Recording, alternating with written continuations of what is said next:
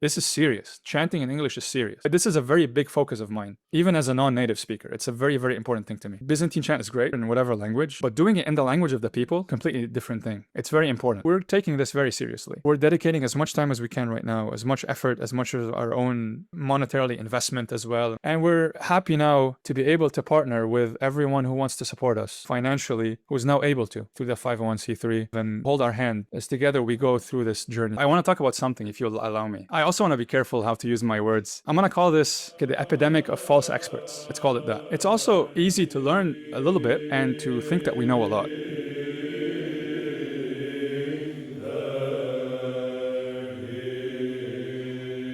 Hello, everyone, and welcome back to another episode of Ethos and Yphos. Today, we are joined by our most esteemed choir director, Patrick Haddad.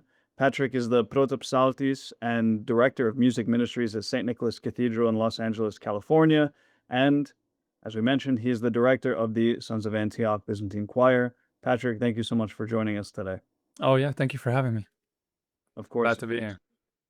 So, we really wanted to do this episode now. We thought it'd be a good time because, as some of you may know, some of you may not know, the Sons of Antioch has officially become a 501c3. So we are officially a nonprofit now. We are Sons of Antioch Incorporated.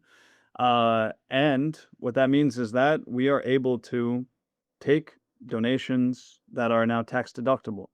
Being a nonprofit, people can contribute to our choir and write them off on their taxes. And this is such a major step in our ability to function and our ability to continue our ministry and to push forward and to continue to, create good Byzantine chant in English, compositions, recordings, God willing, books down the line, as we'll get into at some point. But Patrick, I know you have some more specifics to offer on this, but I wanted to have you on today to, as an appreciation for the people who have furthered our ministry over the years, through their support, both, verbally on social media or even monetarily through things like Patreon or coming and supporting us at our concerts and things like that. To have you on to come on and talk about the history of our choir, right? How we came to be, what we're doing now, and what the future has. So if you want to talk a little bit more about the 501c3 before we get into it, that would be great. Sure, I'll just touch on it briefly. So yeah, it's been a long journey for us to get to this point.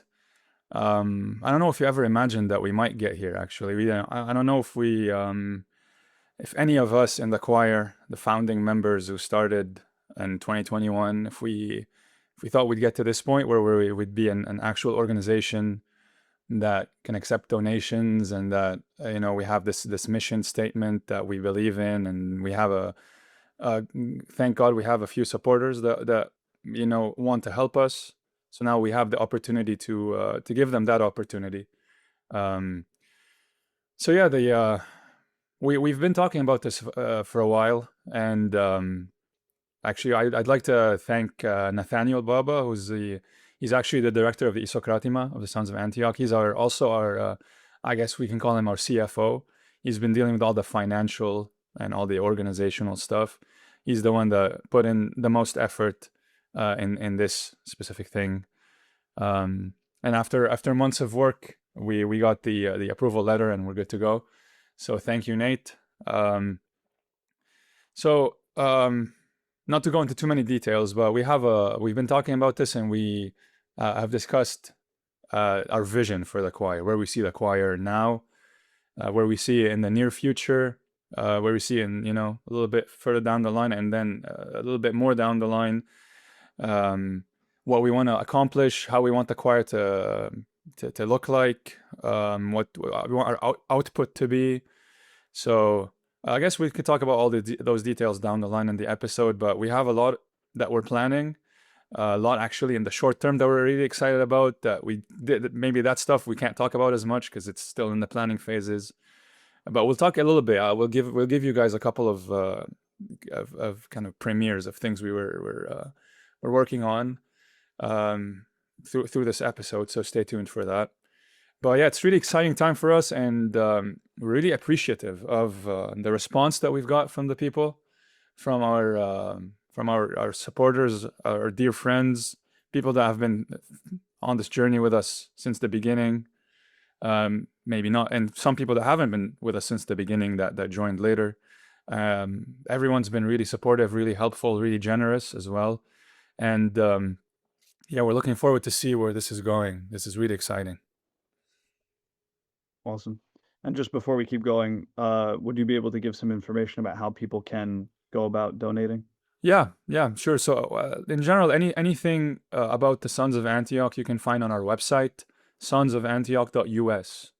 Um, there's a tab there, and on the menu there's a menu button for donations. You can go in there and just it's very easy. It's through a PayPal button.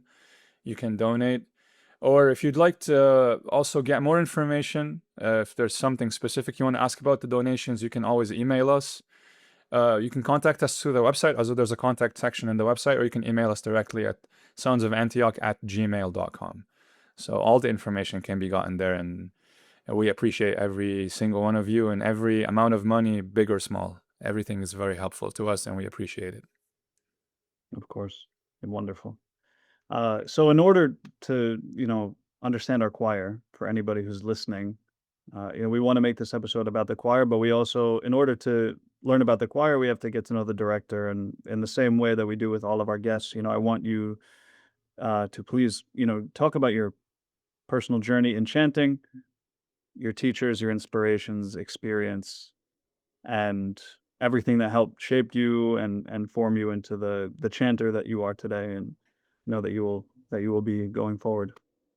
Sure, sure. So I was born in a relatively small village in the Lebanese mountains called Ain Dara. Um, and so I was born to a family where my dad is a priest, Father Ghassan Haddad.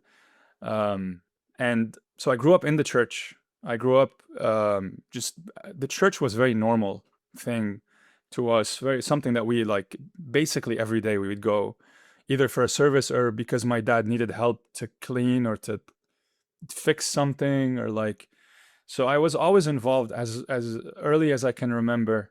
Even earlier than I can remember, there's photos and there's stories of me doing stuff and like walking in the church and so all these things. So it was a very normal thing for me growing up to be in the church, be exposed to that, and being exposed to the chanting in the church.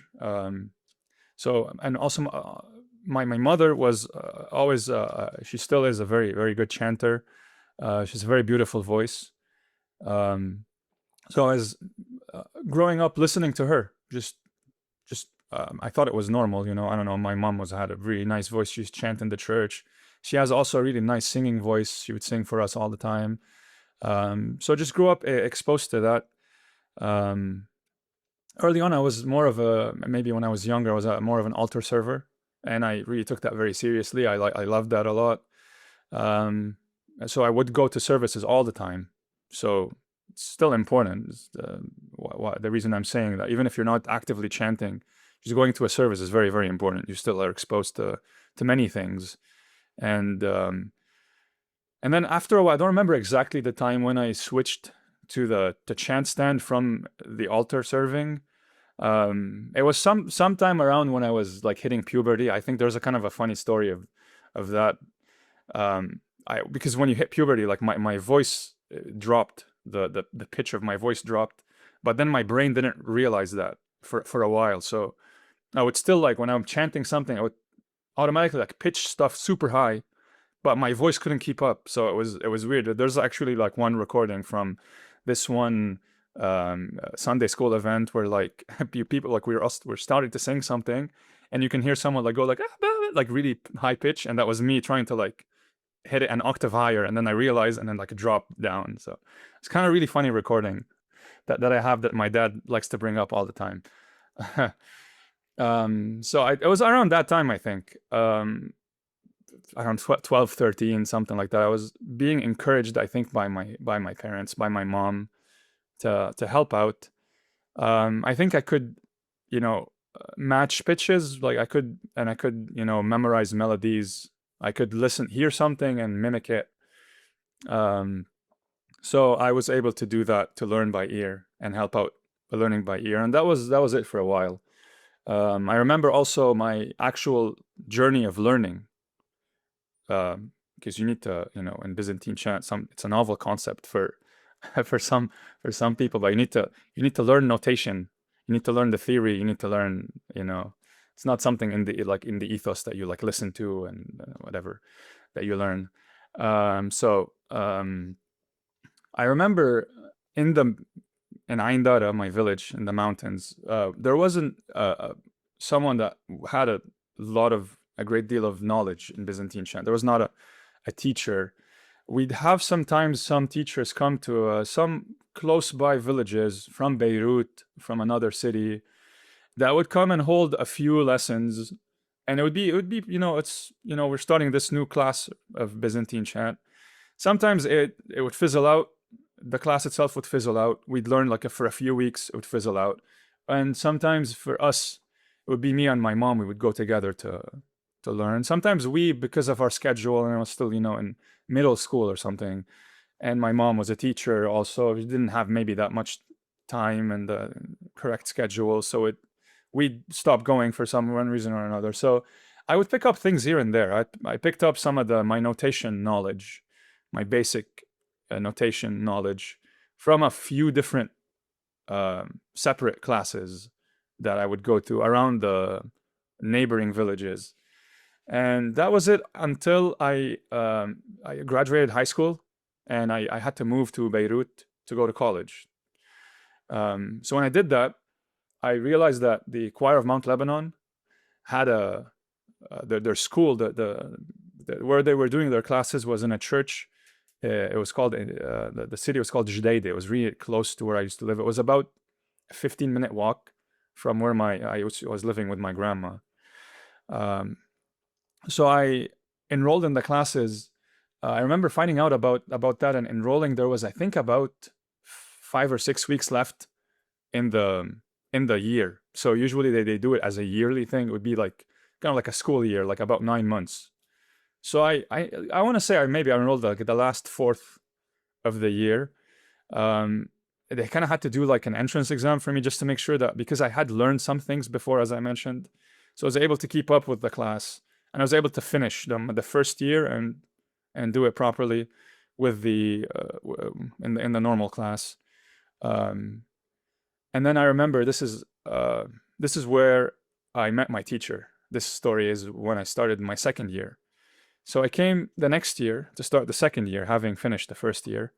And at the time, my teacher, his name is Roy Sahakian, at that time he was the director of the school and the director of the Mount Lebanon choir, the men's choir.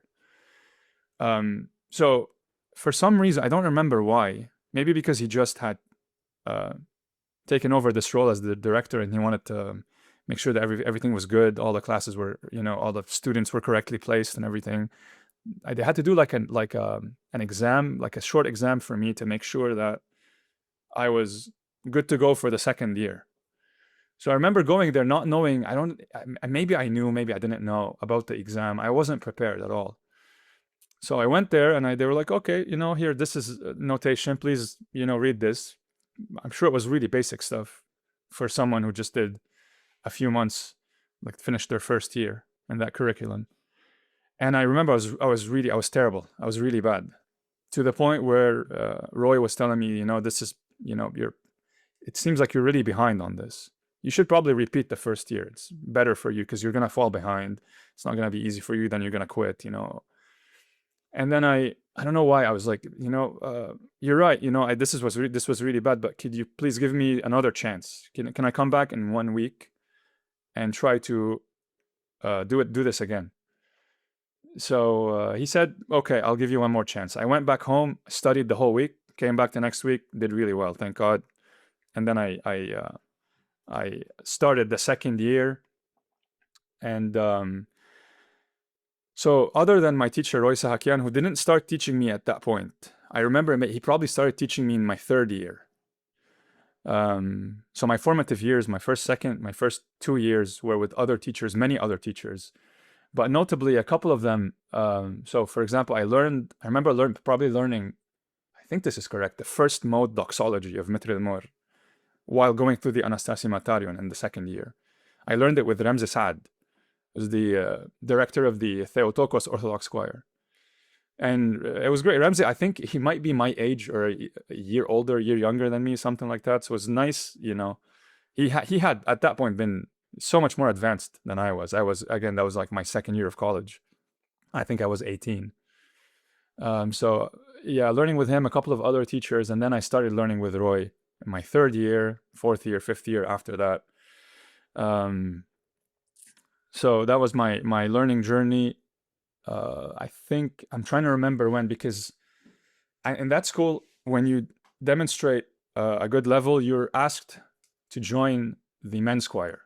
So the choir of Mount Lebanon, the SEM choir, the, that was the school where I was learning, School of Ecclesiastical Music, as it's called, and they have the men's choir, the main choir. So I was asked to join them, I believe, sometime in the third year after I had learned, went through all the modes in the Anastasia Matarion in the second year, which I think took like 1.5 years to learn all, to go through all the Anastasia Matarion initially.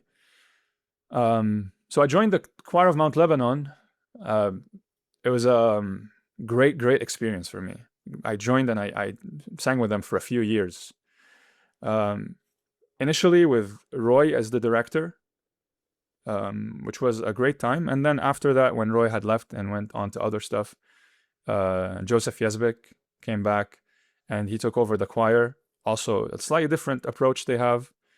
Also learned a tremendous amount from Joseph Yezbek during that time, singing in concerts, like learning how concerts work, how do you prepare for a concert, the rehearsal schedule, how you put together a repertoire for a concert, how that works, how you take a huge choir of these fantastically talented chanters, you go to a service and you direct them all, like all these things, how to deal with all these things is stuff that I learned at my time at SEM. And additionally to that, I was also fortunate to be invited to chant with the aforementioned Ramses Haddad. At some point, I think it was maybe 2-3 years before I came to America. So I was with them for 2 or 3 years, 2 or 3 seasons. And that was completely different as well. So Ramses' style, so we have Roy, different than Yazbek, and then Ramses is completely different than either of the two others. His rehearsals were much more intense, much more, specific. He wants so many exact specifics, certain ornaments and stuff like that. So that was also a completely different experience. Lots that I learned there. Very different style. All wonderful chanters, but yeah, my teacher who I consider my teacher was Roy Sahakian. Again, when I started learning with him, myself and the students that were in my class, we refused to be with someone else. We just wanted him to teach us the whole time. So we kept moving up with him in the classes, and then he actually ended up at some point going and he just wanted to do as his own school at his church, just to teach some of his parishioners that were interested.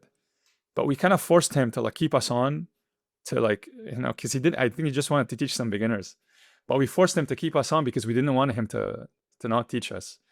So we made him expand his school a little bit, and even when his curriculum finished, he had 5 years of this curriculum, and then you go on maybe do a diploma program or something. We wanted him to keep we kept going. We wanted just teach us more stuff.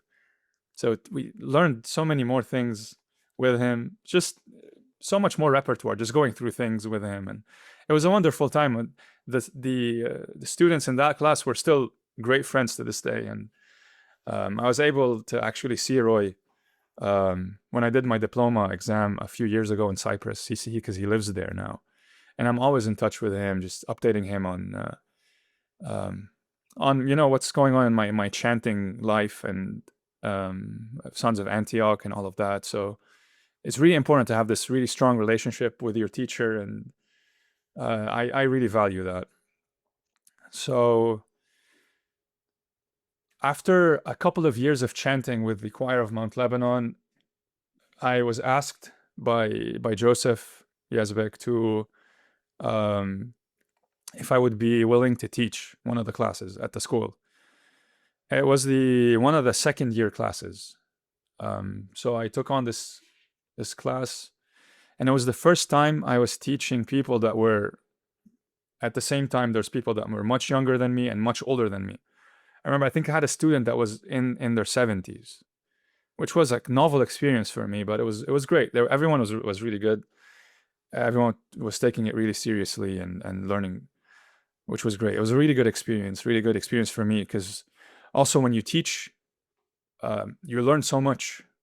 There's certain things that you don't think about asking. Some things you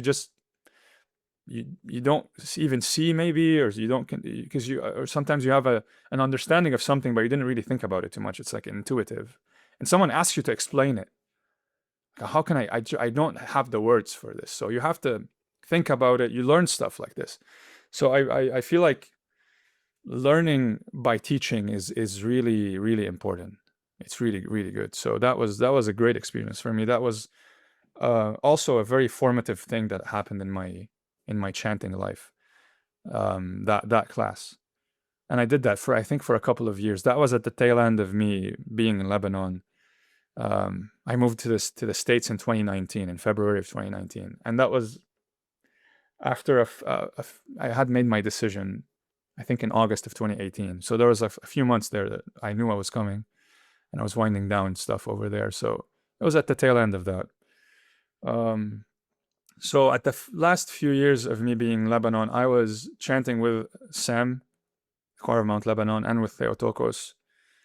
I think at one point, so some people that were chanting in both, because everyone's friends there. It's a small country. You see people in the multiple choirs. But at some point, because the choirs became, I think, too busy in some cases, or some people were busy with their own lives and stuff. People started like picking, oh, I'll do this choir, and I'm sorry, I can't do this choir. So people started like, doing only one choir. I think I want to say at one point, I think I was the only one that was doing both at the same time. Both these choirs, which I think is, I take as a point of as a positive thing, which is good.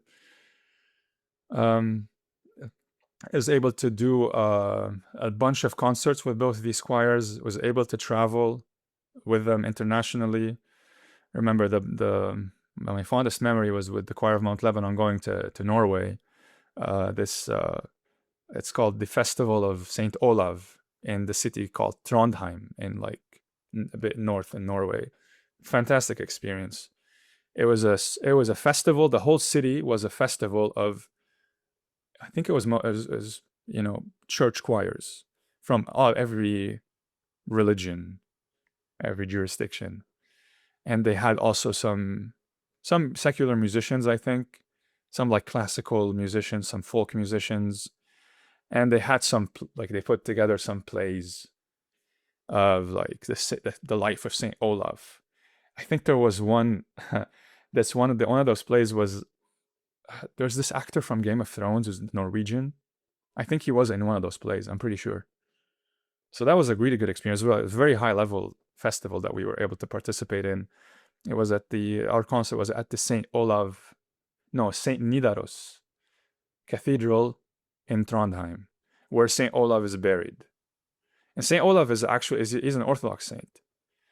So it was a great experience. I remember Joseph Yazbek composed hymnography for Saint Olaf in Arabic, which was fantastic.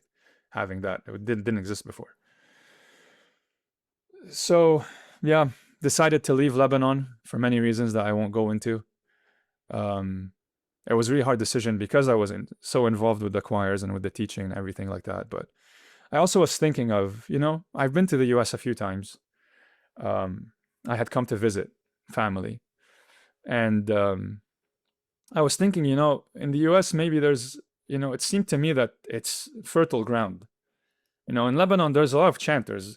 At that point, when I was active there, we were teaching people, more people were learning. You would go to most parishes around the country, and there would be at least one really good singer, one really good chanter in the parish. So there was a lot of good chanters. It's still it's even growing more now. I'm a bit out of touch with them now, but from what I see, what I hear from people now, it's even more now. More, it's better now than even than it was before, which is fantastic. So I still was doing a lot of stuff, but I felt like, I wanted to move for separate reasons, but I felt like the stuff that I was doing, maybe I can do some stuff also in the United States. That might be something that I can pursue. So I, made the decision. It was really hard decision. I mean, you can imagine. For those of you that have not done something like that before, if you decide to move from a city to a different city, it's really hard sometimes. Imagine not just moving from a country to it; it's like across the different continent, different across the world, like the exact opposite of the different hemisphere. Um, so I was fortunate that I had family here. So I lived with my grandparents for like 4 years when I moved here. So it was so much, I guess, easier than otherwise. I was fortunate to have that. It was really important for me to be with family. I was fortunate to have that. And so when I came here, I had zero idea about all the stuff that was going on in America for Byzantine chant. Nothing, knew no, absolutely nothing. Um,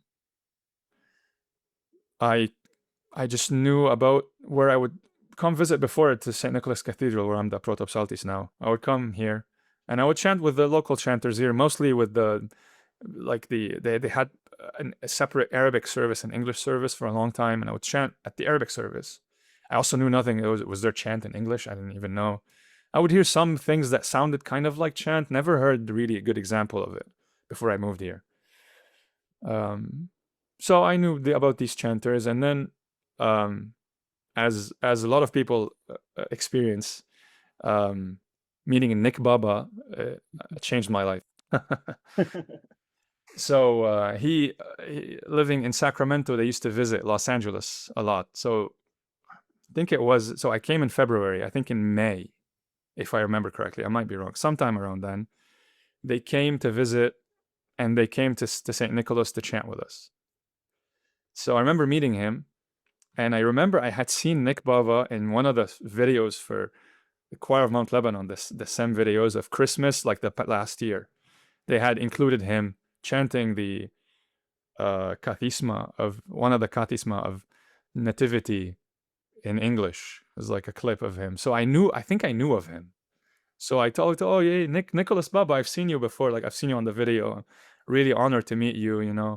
It's the only person that I heard chanting in English before. So I remember I chanted with him. I was only chanting in Arabic and Greek at that time, and I was talking to him. I was like, "Oh, how's the chant scene in the United States? What's the deal?" And he's like, there's lot happening, and actually, there's a conference in Las Vegas in January of 2020.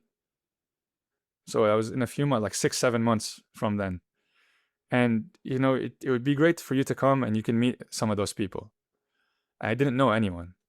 I think he dropped some names. I was like, okay, like who are we talking? I don't know. I don't know those people. So I'll tell you who those names are in a second. So I think I was like, it's interesting. It was such a long time from now, so I forgot from then, so I forgot about it. But then Nick and I kept in contact, and he would keep reminding me, and I ended up booking the trip, and I went there, and that weekend was when I met a lot of wonderful people, including John Michael Boyer, who was leading the master class, and Samuel Heron, who was leading, I think, the intermediate class. So these are the two main guys that I remember fondly from then, and first time meeting them was great. Meeting these people that are such wonderful, fantastic chanters, and they chant in English. And by that point, I was chanting in English. I had started attempting like 3 months before that. Like maybe in October, I had started just as a preparation for the Nativity. I want to do some stuff in the Nativity at church for English in English. Um, so I Were remember you doing, yeah. sorry, were you at all worried when you came here, for something that was such a big part of your life in Lebanon to come here and find absolutely nothing? And then were if you had those worries, were they completely dispelled when you met people like Nick Baba and John Boyer and Sam Harron at this Yeah. conference? Yeah, no, I was very worried. I knew, so here is what knew. I knew that there was some people that had moved from Lebanon and Syria and whatever, those Arab countries to America, and they were chanting in Arabic here. I knew that. But also I knew it was a huge country. I might not meet a lot of those people, and I didn't know about the actual community of chanting in English, this, like, the community that we have. And so yeah, I was worried. I didn't know what was awaiting me. I didn't have any plans, any like, oh, I want to do this, I want to do that. I didn't move here, honestly. I didn't move here by choice. Like, I didn't want to move here. I was always the person that fought moving to America. Even though like people over there were calling me crazy, like, you have this opportunity, you have a green card, and the country is falling apart, and you're sticking here. Because I was involved in the choirs and everything. So yeah, I was very worried. And then meeting Nick Baba first, and then going to that uh, conference. Yeah, I mean, it's very eye opening. Just seeing all these wonderful people, young and old, chanting so beautifully, and it was in Greek and in English. But yeah, listening to people chant in English so properly, so uh, I avoid using words like correctly, so it's not correct, but it's like, following the classical ethos. Let's just say that. Um, so yeah, yeah, Hmm. Now you yeah. said you didn't really have like aspirations when you came here, but then I assume those aspirations grew as you started to see more and experience more. You were already teaching when you were in Lebanon. As far as I know, you weren't composing anything at that point, let alone starting your own choir. So when you came here to the States, when did those aspirations start to grow, especially in regard to the choir? When did you see maybe there's something here? You mentioned fertile ground, but when did you think, oh, I can do something like I had in Lebanon here? Yeah. Yeah, for me, like, thinking fertile ground, I didn't mean I was gonna like go like form this choir or something like that. It was like, oh, because they don't have many chanters, so I at least know some things. I can go and, like, present some stuff. I can sing in Arabic at least, whatever. I didn't have a specific idea of what I wanted to do, and I was just performing in the choirs. The only thing I was putting on in Lebanon, I just put on one concert once, twice actually, in my village. I would my friends who are in my class that I mentioned, my fellow chanters also from like different choirs, the ones that I was close relationship with, I invited them a couple of times just to put on like a makeshift choir. We did a nativity concert a couple of times in my village in Ain Dara. Um, so yeah, no, I didn't have any aspirations to that extent, and I don't know. I hear that from a lot of people in leadership positions. You tend to like find yourself in the position. You don't usually don't like go looking for it. Usually it comes looking for you. So that's kind of how it happened. It kind of happened organically. We always talk about when people ask us about the Sons of Antioch, and we mention it happened organically. So really, we didn't have any plans to do it. And then how it happened is through these conferences, through actually just some personal, like meeting Nick in person. Nick and actually, I think Nick and Nate both were there. Um, Nick and Nathaniel, his brother, um, at the church when they came to visit, and then at the conference, met John and Sam. Also met Michael Aptetzion, who is also a member of the Sons of Antioch now. Um, and then right after that, meeting everyone else through that. I think I met Christian also because he was local to Los Angeles. Christian Faraj. And then, so slowly, like meeting these people gradually, not thinking anything of it. And then we point to always the vigil that happened in 2021, in November of 2021, of St. Raphael, the St. Raphael vigil that happened at the cathedral in Los Angeles, St. Nicholas.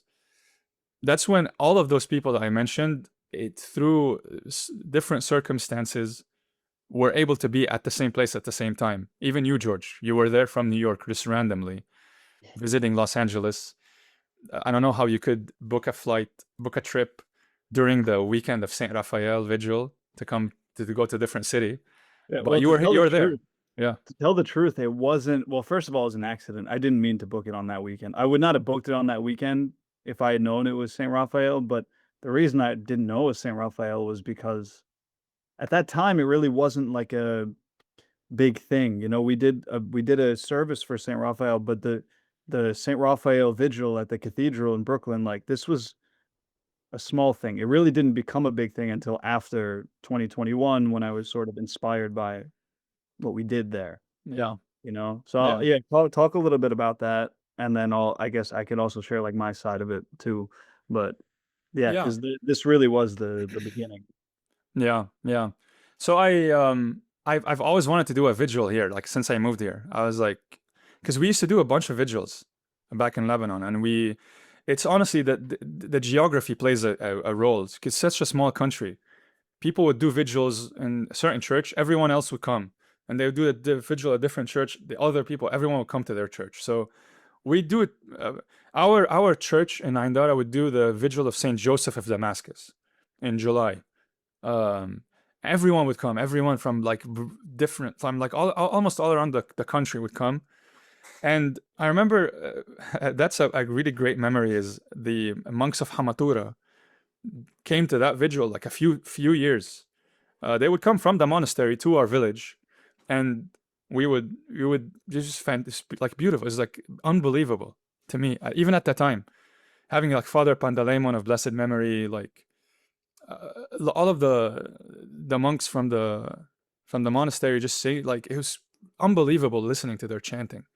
Such great, such wonderful chanting. It was like core memories for me. So vigils for me always had a special meaning, special place in my heart.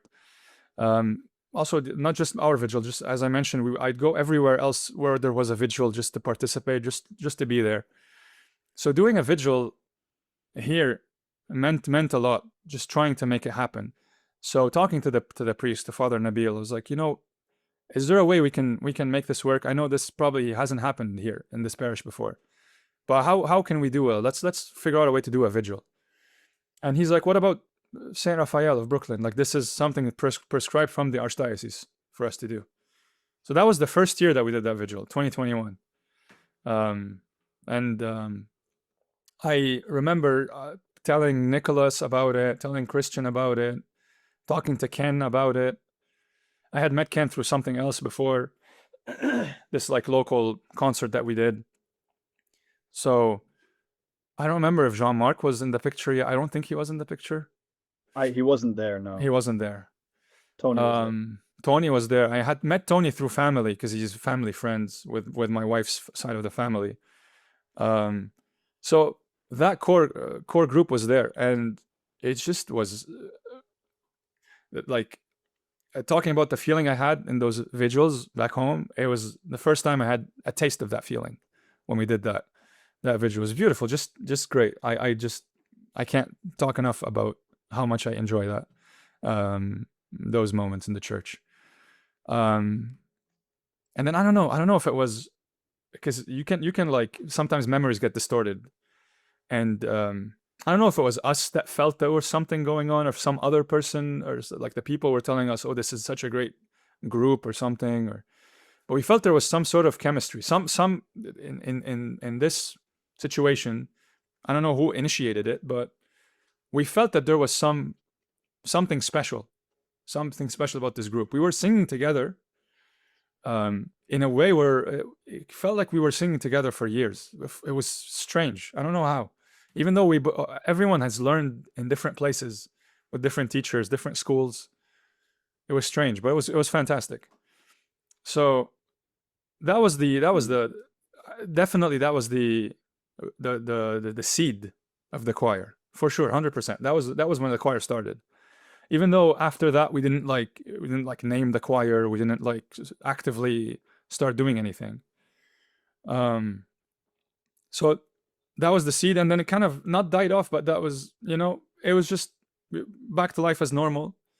And then we had this opportunity to actually bring each other back together. There was a concert that was taking place that people wanted us to participate in. Father Nicodemos Cavanos was coming to Los Angeles for the first time, and whoever was putting on the concert, he knew me. He knew me from chanting at the cathedral, and he asked me if I could put together a group of guys to sing along with him in the concert. So I was like, "Yep, I know the guys. These are the guys. These are my the guys that I chanted with at the vigil. I'm gonna ask them." And so we are able to get all the guys from the local guys in LA and plus the guys from Northern California. I don't know why. I don't know if we couldn't get you. I think we couldn't get you, George. Like we didn't have the budget to fly you over for Yeah, that. well, I mean, I didn't. I was there randomly at the vigil, Yeah. like you mentioned. I was visiting a friend, and then, and to your point about sort of, we felt like, we'd been chanting together for years. Like I kind of knew all of you already from Facebook or from YouTube, or like hearing names, hearing about this person. I had known Nick for a couple of years at that point, maybe like a year or something, and we had been on Zoom together, like going through repertoire and stuff. So like I knew Nick, and he had mentioned your name before, and I had been friends with his brother on Facebook and all these things. So when I was there and I saw like I saw a flyer for the vigil on Facebook at the day I got to California, and I was like, oh, like I have to go. I called Nick, and then Nick called Christian, who picked me up and drove me and my friend to the vigil. And that's when I met all of you guys in person for the first time. But yeah, I definitely can attest to that feeling of, it felt like we had been chanting together for years. It felt extremely natural. It felt like there was something very special about this group. We're all like within the same, couple decades, like as far as age, so that plays a huge role. And obviously, we all have this intense, passion for Byzantine chant. Um, and for me, you had mentioned, the vigil culture in Lebanon, and how that like helped shape you, and you wanted to sort of bring something like that here. For me, like we didn't really we never had that in the States growing up. So for me, I had listened to everything from Lebanon and from Greece, and especially, as you know, like Hamatura is like my biggest influence. And I would listen to them, and they're such a big part of that visual culture over there that I kind of became accustomed to this thing that we never had here. And so to be part of that vigil in 21 for St. Raphael in California, that was like my first exposure to this in person. And it was so amazing that, like I said, we brought it to the cathedral in Brooklyn after that, and it turned from like a small vigil, we do vespers, orthros, and liturgy, but everything, normal, nothing, to this now like big event, that we promote, and people come from all over the place, and we have all these chanters come, and it's this big glorious event every year. It's fantastic. Um, and then, but to circle back to the Cabernos concert, yeah, I wasn't, because of the geography. I didn't even know you had tried to bring me out if you did. Like I was in New York, and that just felt like, oh, that was awesome. That one night that we were all together chanting together. I wish we could do that Yeah. all the time. But for me, it never materialized. Like we never materialized as a group until, for me, until Phoenix, the convention. Yeah. Yeah. Yeah. So you can talk a little bit about from this concert, Yeah. uh, and then Phoenix, I guess, naturally comes after that, I suppose. Yeah. See, look, I'm full transparency. I'm not 100% sure that I tried to bring you over. I think it might be that I did, or it might be me like now wanting that I did. You know how memory works. Because Right. I remember speaking to the organizers about bringing people over, like flying people over, and if that is like if that the budget allows for that. But that might just have been about the Northern California people. But I don't know.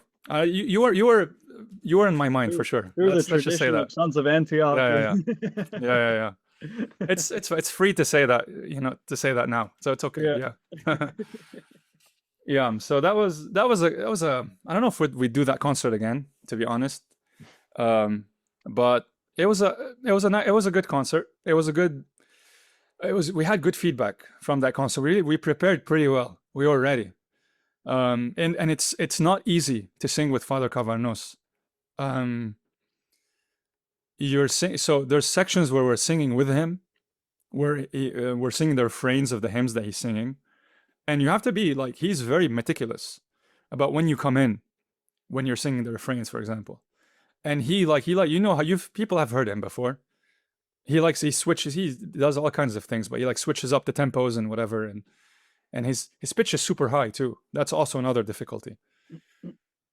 So it's not easy, you know. It sounds, because sometimes these are very, he just mainly chants very familiar hymns, so it sounds like it might be easy, but there's all these additional complications and that present themselves. And there's another section of us. We had this. It was kind of the intermission of him taking a break. We were there and we chanted just ourselves for like I want to say like 20 minutes. So it was like our first mini concert of just Sons of Antioch.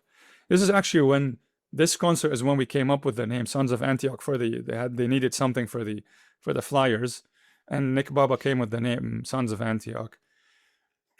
And we I think it was because of the influence of Saint Raphael and from his Apolitikion, Son of Antioch. So we took Sons of Antioch.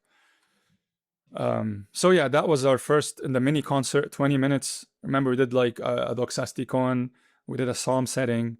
It was great. We felt like we sounded great. Again, the chemistry was undeniable. There's always, every time we get together, how we understood. I don't know how. I didn't even know at that point how I would do something with my hand that you would not even prepare, and you guys would figure it out right away what I wanted with the ornaments and everything. For the most part, sometimes it would not work, but for the most part, it was great for just being, for not having chanted together for such a long time and not having prepared those things. So the chemistry was there, it was undeniable, and the feedback was great. People were telling us how much they enjoyed our chanting. And then after that, it was pretty close, I think, where the convention happened in Phoenix. That was the 2022, right? That was July of 2022, wasn't it? Or was it the year after? 23, I think. One of those years, 22 to 23. Yeah, 'cause the convention year would be the odd year. Yeah, yeah. I don't remember if by that point had we released our first recordings on YouTube. We did recordings for Holy Week and Pascha, just like We 7 did or on 8 videos. Instagram. Yeah, I know there was stuff on Instagram because I right. So listened it was to them before. It before. was before because we were kind of known. We had like 20 followers. I don't know how many we had at that point. So yeah, we had done right before the Phoenix thing, the Archdiocesan Convention of the Antiochian Archdiocese in Phoenix.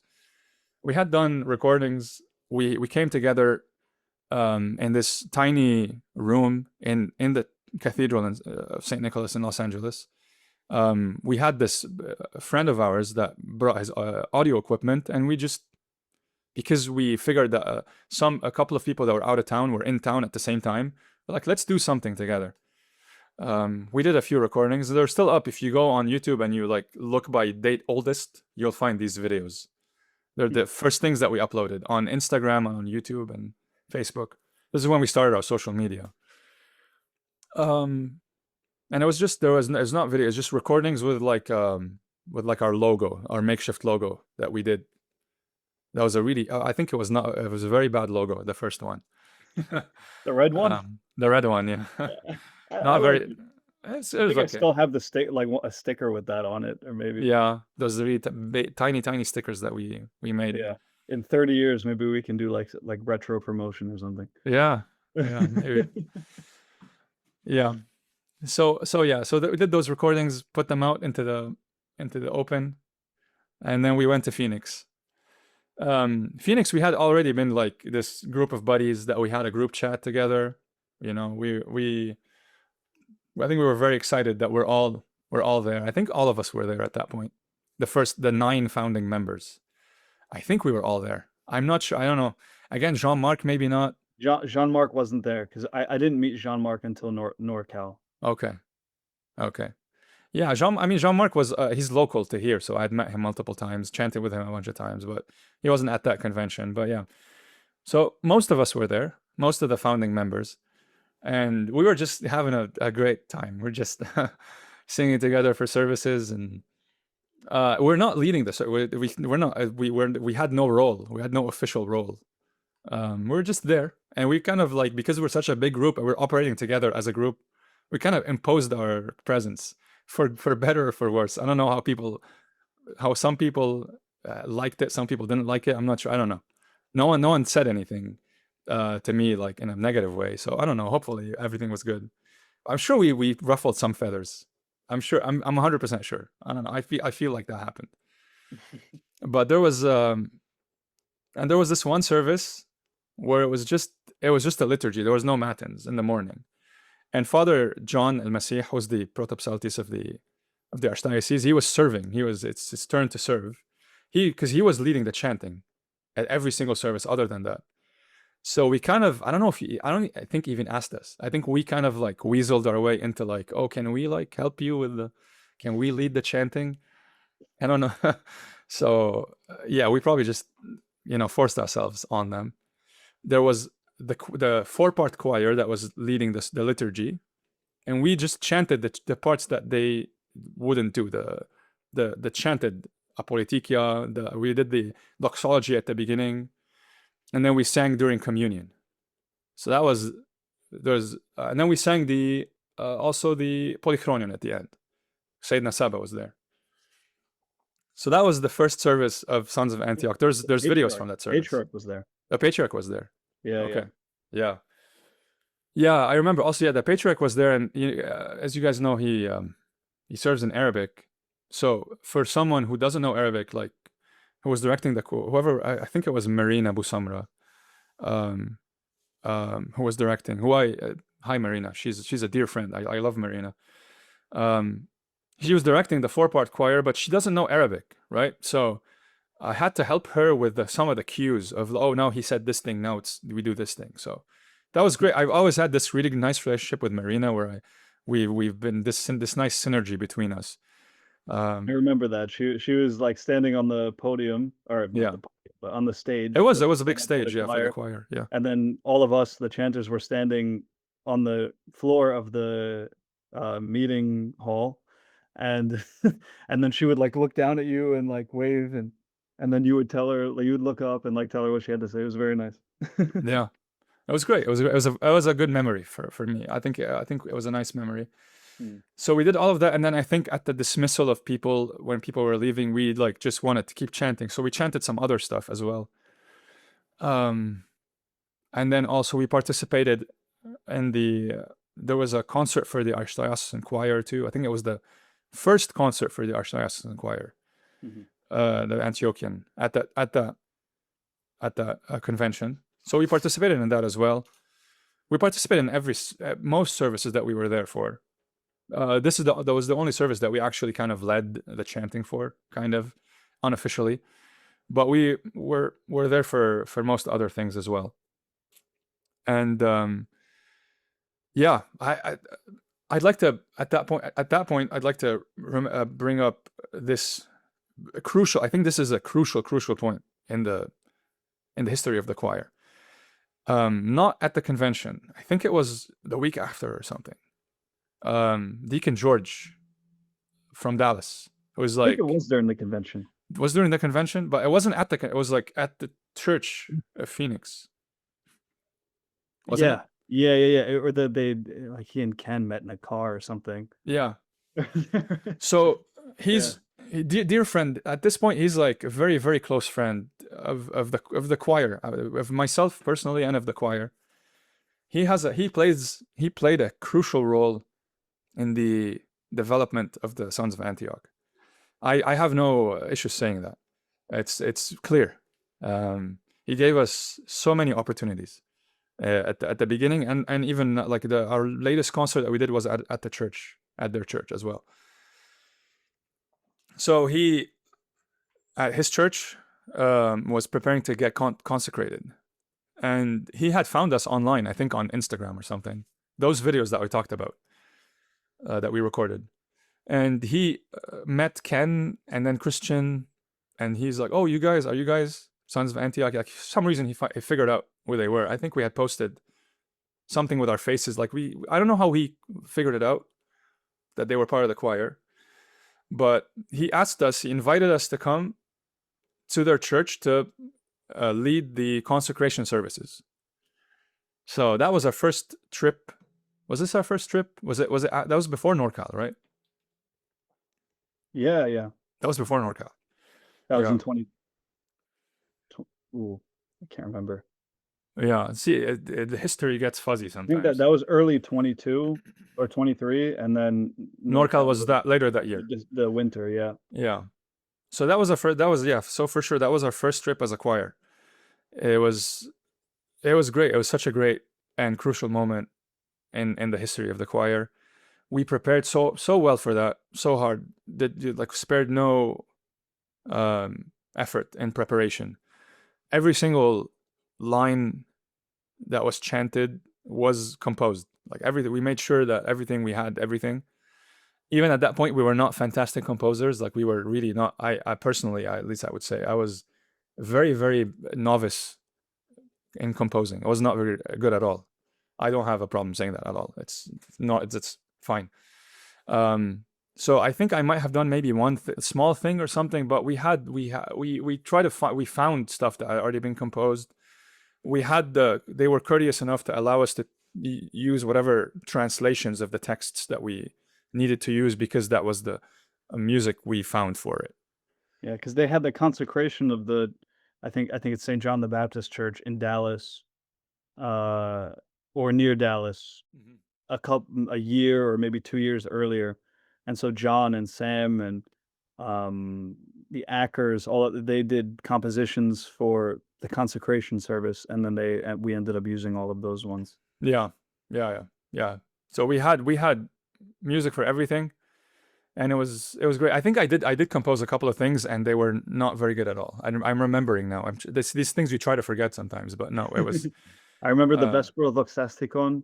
I yeah, think it's the only thing I remember that you did, yeah. and maybe, like, There's a few the Doxastica of Vespers, oh, and and then Neopolitikion too. Politikon was kind of like um how do you call it? Like they had a Politikon that they sing in the church, and sometimes how some churches, because they don't know better. There's not a musician, a proper musician there, that it's just something that locally they learn this melody or whatever it is, and it's like this not very good melody that they had. So I kind of took that and like rounded out the corners, just made it a little bit nicer. Is what I did. It wasn't my composition. So it's something that still sounded familiar to the church, but that had like actual Byzantine music phrases in it. Mhm. So that was my contribution to that. Um, yeah, so that was a great weekend. This is when we kind of together as a group met Sayyidina Saba. And he was very supportive. He still is one of the most supportive people to our cause. Um, very, yeah, we have a really good relationship with him. Thank God. He's our spiritual. Um, I mean, he's kind of the spiritual father of the choir, kind of. We yeah, it's unofficial, kind of. I mean, he just has so much words of wisdom for us all the time, and so supportive. And yeah, our relationship with him is great. Thank God. So he was very pleased with how the services went. He was very happy with us. I remember we had a like intimate conversation with him right after the liturgy. Like after like this was this like really long 5-6 hour service, and he just wanted to speak with us at the end. And he told us some, I don't remember exactly. He told us a bunch of things about the choir and some other stuff that he wanted to tell us about. Just a very nice conversation, encouraging. So that's kind of when we established our presence in his eyes, and a very significant weekend again for the Sons of Antioch. Um, so yeah, that was Dallas, and that was the first trip for like it was very important, and lots of credit goes to Deacon George, honestly, for just believing in us and giving us that opportunity. We're very grateful. Yeah, and then after that is when the wheels started rolling. We got this opportunity to do a 3-city tour in Northern California in December of that year for the Nativity. That was 3 cities in 3 days, including a liturgy. So it was Friday, Saturday, Sunday, including Sunday morning liturgy, and a concert like at 1 p.m. right after. So it was great. It was fantastic. It was exhausting for sure. I mean, it's gonna be exhausting, but it was great. I feel like we prepared really well again. But again, people know that we're from different parts of the country. Most of our rehearsal time is online, so we're still trying to figure it out. We're still. I feel like it's never gonna be ideal, but we did our best with what we could with the recordings and lots of rehearsal and making sure we go over everything. And yeah, it was a great experience in Northern California, 3 cities. Um, that concert is available in its totality on our Patreon. Just little plug there.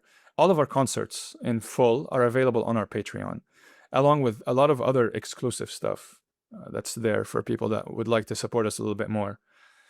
Um, so yeah, that was the first concert that we did. Yeah. Hmm. And so, as we've sort of developed as a choir, now we've done these concerts all over the place, and we continue to want to do them. Obviously, the ministry of a concert is one thing, and then we have the many other aspects of Sons of Antioch as well. Can you discuss kind of what those are? What are the other ministries of the Sons of Antioch? I remember you always said something that stuck with me, that it's not merely us getting together for and doing concerts, but it's like a fully active body that is um, you know, contributing different things, right? We want to contribute to the scene of Byzantine chant in the United States with a podcast, with compositions, with sound recordings, with teaching, with this and that. So, can you discuss a little bit more of those things that we do as well? Yeah, yeah, yeah. I've always said that the choir is an active entity is what I say, and you put it very very nice as well, very eloquently, George. Um, to me, like just going around and doing concerts is great. It's great, and I believe I call it also the ministry of the concert, and that's probably something that people I've heard pushback on sometimes, and I know some circles don't like concerts in general. But I think it's very important. Concerts to me is how I fell in love with Byzantine chant. I used to go to concerts for the choir of Mount Lebanon, the choir of Beirut, back when I was back home in Lebanon. And I remember like that was so inspiring. Like I wanted to be there with them. That's that's at least if nothing else, that's job well done for us. Someone in the pews, a young person, even an older person, feels like, oh, I want to learn to be with them. Yeah, we're like for me, a concert is not something like to demonstrate how great we are. It's not a show of our skills, and it's not for us to like, oh, this is we're so good and you guys can't touch us. Or no, it's the opposite. We're trying to like inspire people to take on the mantle. So that's the point of the concert really, and I think it's really important. But yeah, so that's one thing that we do. It's not the only thing, but it's really important still. But again, there's other stuff that's I think or I feel is really important as well. And I think at the top of the list is chanting in services. Um, I want to be careful how I say this. So some um, how do I say some traditions, small t traditions, local traditions in the United States. Let's just call it the United States, the American uh, pseudo Byzantine kind of. We heard it once in somewhere, and we can do it now. Tradition small t of chanting, where I mean we do what we can, and it's not. I'm not trying to say it's not like when someone does what they're able to do, that's great. That's the best you can do. That's great. But we also want to also always be aspiring and working towards being better all the time. So we should not be content of where we are. And just so you know, just spoiler alert, the journey never ends. You're never gonna become this chanter, whatever. We're always learning. It's never gonna end. So everyone, we're on the journey. Some people are in here, some people are a little bit down the line, some people a little bit down the line. There's no like destination that you reach. So for lack of knowledge, some habits, some certain things have seeped their ways into our services, especially in America. It's like it's like its own thing. It's like an American tradition, you can call it. And it's because like it's similar everywhere you go. It's very similar. The way people sing stuff, the way people pronounce things, the way their concept of what Byzantine chant is, it's like very similar. And I think there's a lot of common roots for this. That's why it's very similar everywhere. So what we're trying to do is, other than it's not reinventing the wheel. It's the opposite. It's going back to the actual tradition. So we're going back to not this. What's the word? Like it's this new thing that people developed here.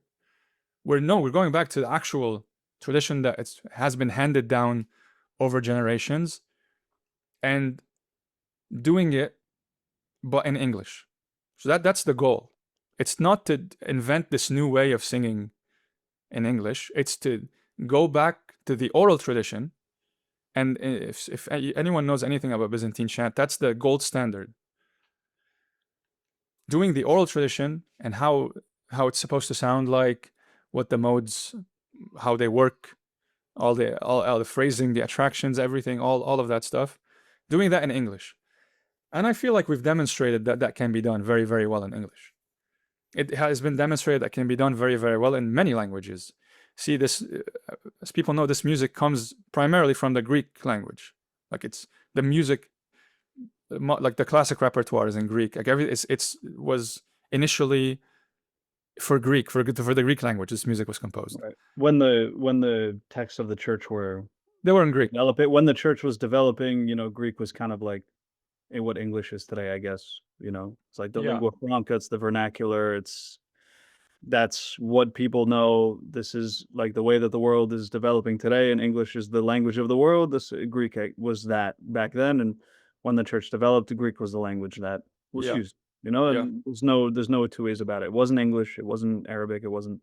I mean, it was Arabic maybe in some places and some niche little categories of the church, but like for the most part, 99% of the history of the church and its development was within the context of the Greek language.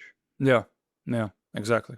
And that experience has been um, um, moved to other languages, like Arabic, for example. There's like great chanting in Arabic now, in Romanian, in Slavonic, whatever. In so many, I don't want to name because there's many languages. So, and any syllabic language that has syllables and emphasis and whatever, it can be done. It's gonna be different. It's gonna be there's subtle differences and nuances in the way you phrase things differs between languages. Right? It's not the same. But we're trying to, as a community together, and like when I say this, we're not the only ones doing it. Like we're trying to contribute to it, to this community. Is the only thing I'm saying. We're not, we're not leaders like at the forefront. I hope I hope at least we are. But I'm not trying to pretend that we're something that we're not, or that we're exclusively doing this great thing. No, we're trying our best to, along with the community, to push it forward.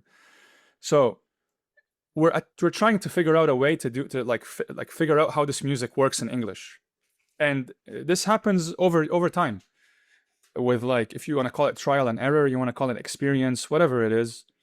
For example, like how certain vowels need to come out when you're singing something.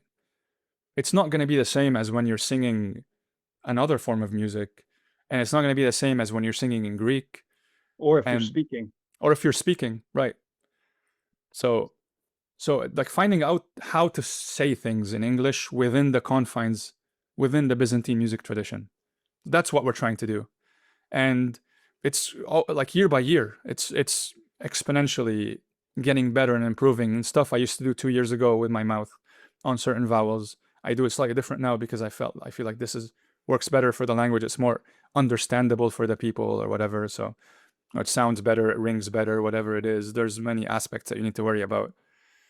So that's a very important thing that we do, is this Byzantine tradition to figure out a way to do it in English and to spread that way. And we're not just and not just us again doing it and figuring it out, contributing to that with the whole community and spreading it and doing it at a high level. High level, I mean, like everyone in the choir is a trained chanter. They know what they're doing. They can read notation. They know all the modes, all the variations on all the modes and everything. It's just a side funny story. I don't know how this was started to become something that I say to my students, but I kind of thought about it. You know, a Byzantine chanter, they can't be like they specialize in one mode or something, or like, oh, I'm good at first mode.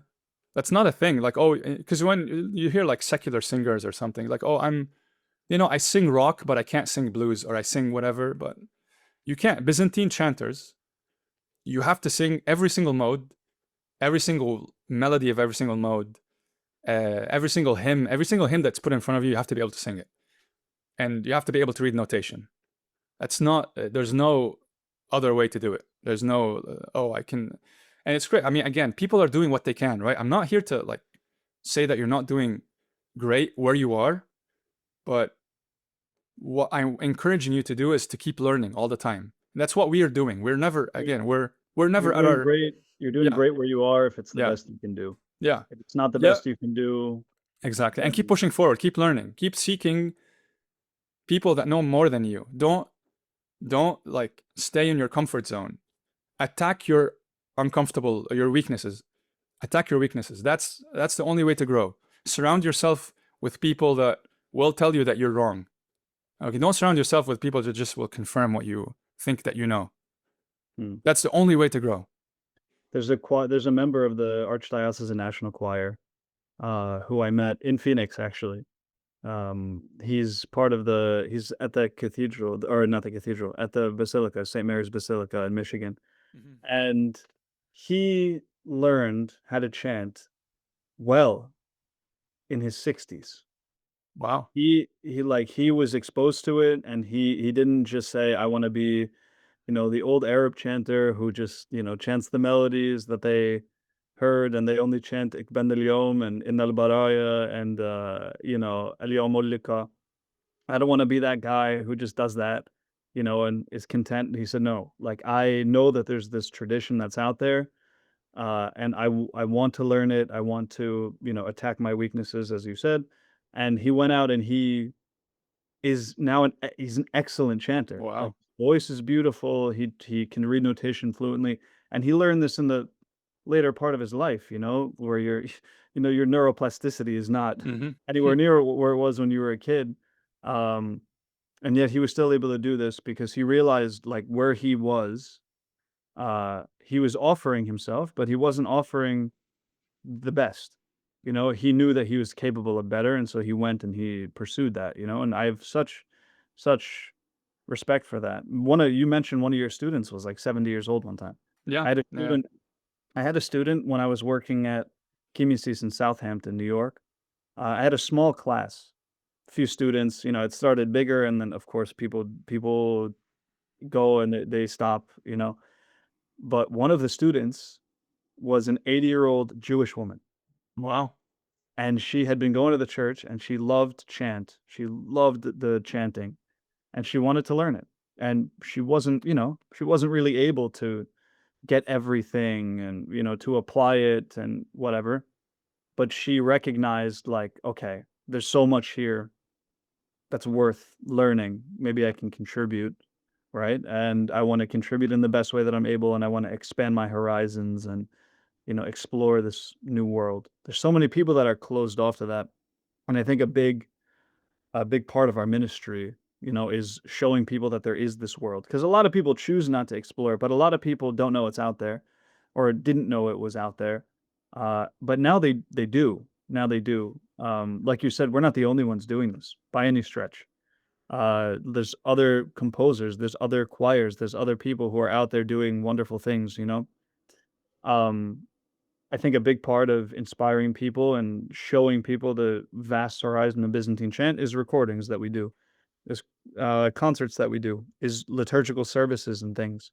That's my personal favorite time, yeah, or my personal favorite thing of any time that we meet together is chanting the services, the Yeah. divine services with you. And also through, the compositions that we're, putting out more and more over time, and we're further refining these things. And, over time, we're becoming more and more refined as a choir. It's really nice to see. And we're giving more. We're able to show people more. We're able to show people a better product more and more every day, it seems. Yeah. And, you know, we talked about composing and recordings and all these things, but teaching too is a huge part of it. And uh, whether it's teaching directly or teaching through recordings, indirectly, it's all it's all so beautiful, and I'm so glad to be a part of it. Uh, I have a kind of a like a personalish question Okay. amidst all the SOA talk, but where did your specific like passion for English chant come from? Because when you came here, it was all about Arabic. You said you only did Arabic, and the only experience you had was in Arabic or in Greek, to a lesser extent. But where did when did you say like because you don't really like 99% of your compositions are in English. 99% of the recordings you do are in English. Um, And I find this very common. Father John, like native Arabic speaker, comes over. He pretty much only composes in English and puts out recordings in English. Shadi, same thing. Uh, so where did this come from for you? Um, this passion for English chant and for advancing chant in English. Yeah, that's an interesting question because I do remember when I moved here. Let's see if we can get to the answer. Let's see. I haven't thought about this, but it's great. I haven't been asked this before. So when I moved here, I didn't want to chant in English. So growing up, English was to me like, oh, the language of the movies, and just this not a particularly pious like association with the language. To me, in Arabic also, because in Arabic you don't chant in the language that you speak. You chant in modern standard Arabic. It's like a different language basically. It's like the formal version of Arabic, if you don't know what it is. So it was always strange. I was like, oh, I'm like, what, like chanting in English? Like English is this like Cartoon Network, Disney Channel, Marvel, DC thing in my brain. But over time, it's just everything gets usually it's time that fixes stuff. And the motivation came for me because I was chanting in Arabic, right? And in my church, there's mixed groups, people that are native Arabic speakers, people that know a little bit of Arabic, people that know nothing in Arabic. So I mean, no matter how beautiful you can make it or whatever, if someone doesn't understand what you're saying, there's a limit to what you can do with that. And I had met these people that were becoming dear friends in the church, like parishioners, like people like the parish family, people that you really want to love and do a good job for them as the someone who's doing the music ministry. And they just they did like they didn't understand what I was singing. They it just didn't matter to them because they didn't also grow up necessarily listening to Byzantine chant. So it's not this like wonderful thing for them to hear someone singing in Arabic mediocrely like I was doing. Um, so and also meeting Nick Baba, for example, initially, and meeting everyone else after, like the reasons in my brain like started to become more and more, and the motivation started to grow, and the possibilities of, oh, if I did learn, like there's so much possibilities that would open up for me. Like I would say I was a fluent speaker in English, even when I moved here. I've always been good with English and French in Lebanon. Um, So I was able to speak and pronounce well, but again, as we said earlier, like a few minutes ago, singing and speaking are completely separate things, and you don't pronounce the same. You don't pronounce things the same. So it was a journey, and the beginning of that journey properly, other than my attempts and personally between myself and in my room, was when I went to that conference in Vegas, and I did that master class with John, and I had at that point been chanting in English for like 2-3 months, just whatever in my room. I did a couple of things in church. I sang one of Shadi's Doxastica, the Doxasticon of the Holy Fathers, of the Sunday of the Holy Fathers, of the praises. And the whole session, all of my time was about pronunciation and about phrasing, about like chanting in English. And that was on purpose. Like I kind of asked John to do that. I told him like, please pick on me for that, about that stuff. Because I think he like does that for even native speakers again. Sometimes they don't know how to chant in English properly, right? So there's a lot of lot. the time I spent with him was Yeah. focused on that. So there's a lot to learn. He's like, I'm gonna take you as an example because I had like all the wrong things because I was just didn't know what I was doing. So all the wrong things, and it's like I'm gonna take you as an example to teach everyone, like to teach you, and everyone else will learn from that. And I was grateful. I recorded that session. I still have that recording. I haven't checked it. I used to listen to it often, like especially like the few years after that. I haven't done so in a while. I hope I still have retained some of that stuff a little bit. But that was honestly that was kind of all I needed to like know. Okay, this is serious. Chanting in English is serious. It's not and what I had in my head. Oh, like it's whatever you're singing, Bon Jovi or whatever in English, and it's like no, it's a different. It's just its own thing, and there's a way to make it pious and to make it sound like prayer. So that's when it clicked in my head, and that the rest was history. After that, I'm very particular about pronunciation and about phrasing and when to take a breath. Uh, those are very important things, especially when you're doing something other than Papadic. Papadic is its own thing, though it doesn't matter. You can be singing in Klingon and it's whatever. The language is kind of secondary in Papadic.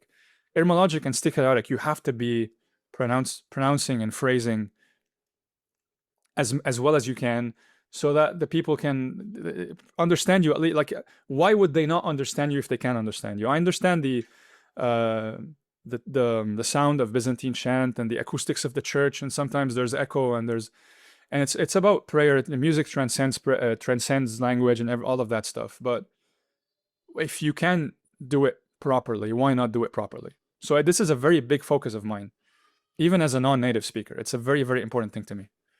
So since then, still learning every day and figuring it out how to pronounce certain things when you're chanting, certain vowels, certain combinations of vowels, diphthongs and whatever, and where to put the break and how to.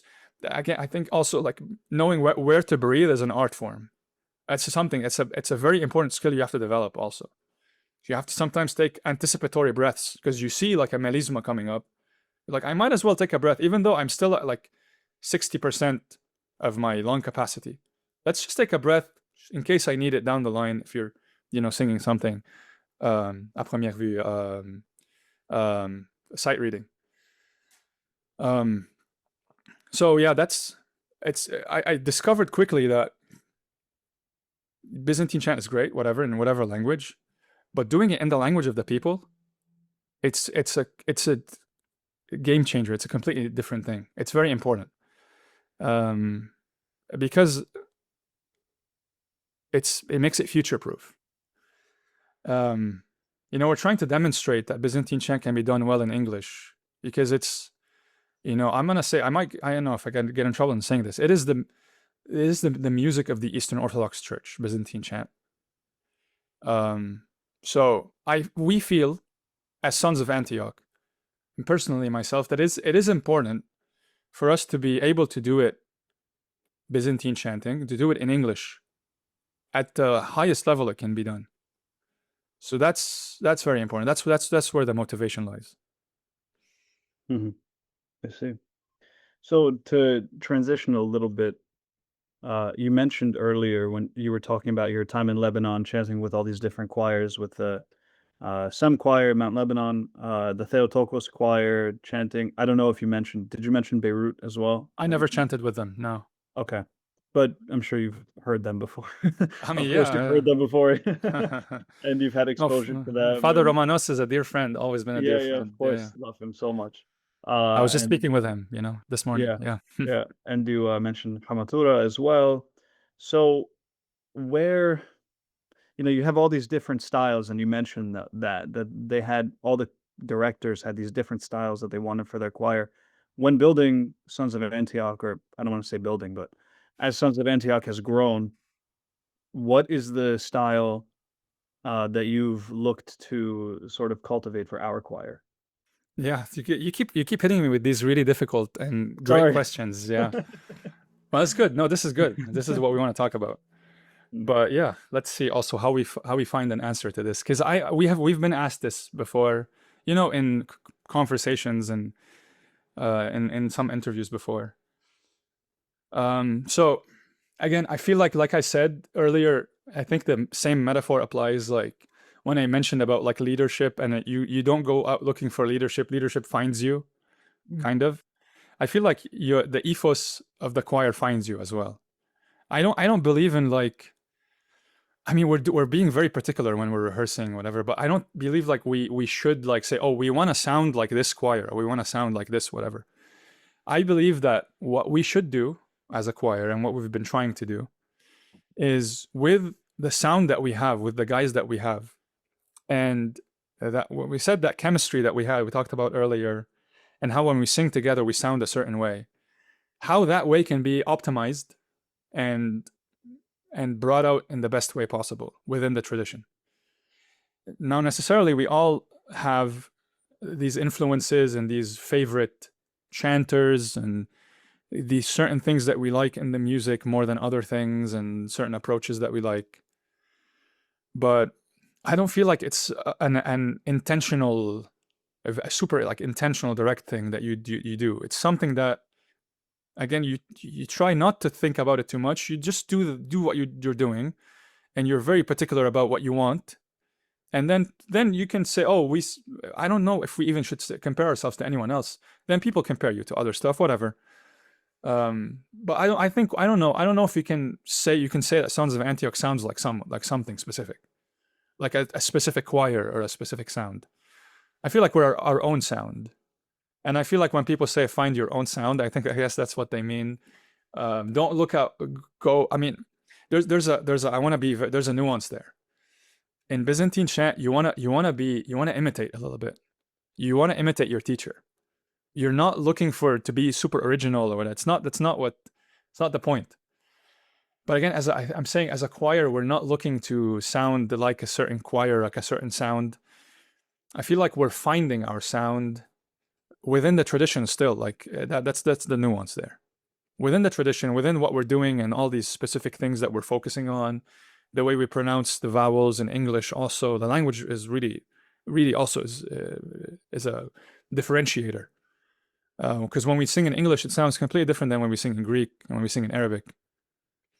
So it's more of a. I hope I explained it well. It's an organic thing, and it has to do with a lot of things, a lot of variables, a lot of our influences, the way we sound, our tone, and I think that's it. I hope I explained it well. mhm. And how has Eleftherio sort of played a role in this too? Oh yeah, I mean, Eleftherios was honestly, it was like surreal to have him with us in general, because he's such a great chanter, and he's also such a great guy. He's such a sweet person, and he cares so much about Sons of Antioch. And to have someone like him that has he's like a world class chanter, world class operatic singer as well. This is just a class act in just overall in general with everything that he does. Having him wanna contribute, wanna join the Sons of Antioch initially, and then wanna contribute, like wanna be with us, wanna spend time working, and believing in our mission. I took that like that was I took that very like I got it touched me. It was very, it was yeah, it was a great thing. So I right kind of right after he established himself in the choir, I really wanted to put him in a leadership position. I felt like he was kind of anyway organically kind of establishing him as his presence as a leader in the choir. So I really wanted him to make that official kind of so everyone knows that he's one of the leaders in the choir. So I pitched to the choir to make him. I wanted to call him assistant director. He didn't like that. No, I was messing with him a little bit initially.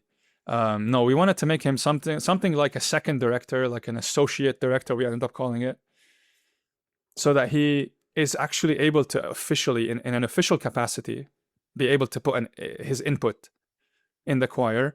And in some cases, we've had him take care of certain hymns for certain concerts and certain services that he would lead. And that I think that experience has been great, and we have great synergy, me and him.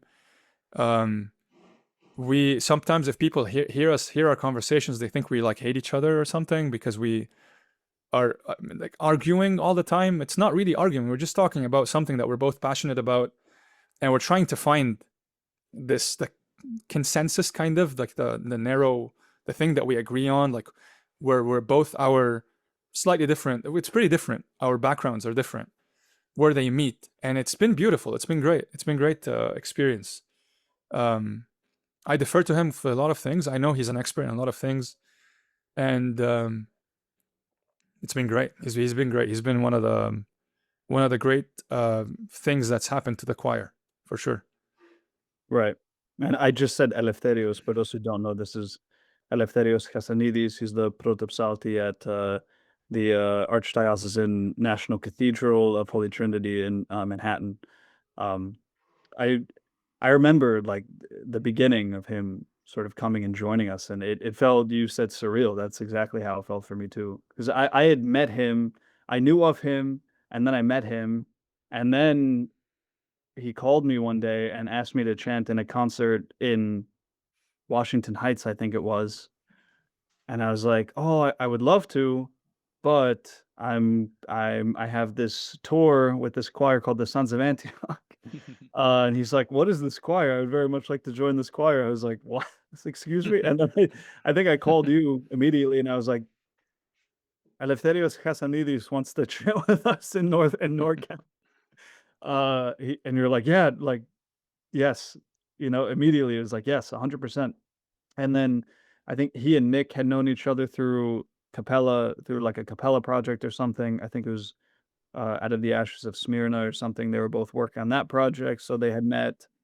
And so Lefteri had this connection to me and to Nick, and then he came with us to NorCal, met everyone else, and from there it wasn't just like, oh, Eleftherios is this guest chanter who we're inviting for this concert tour.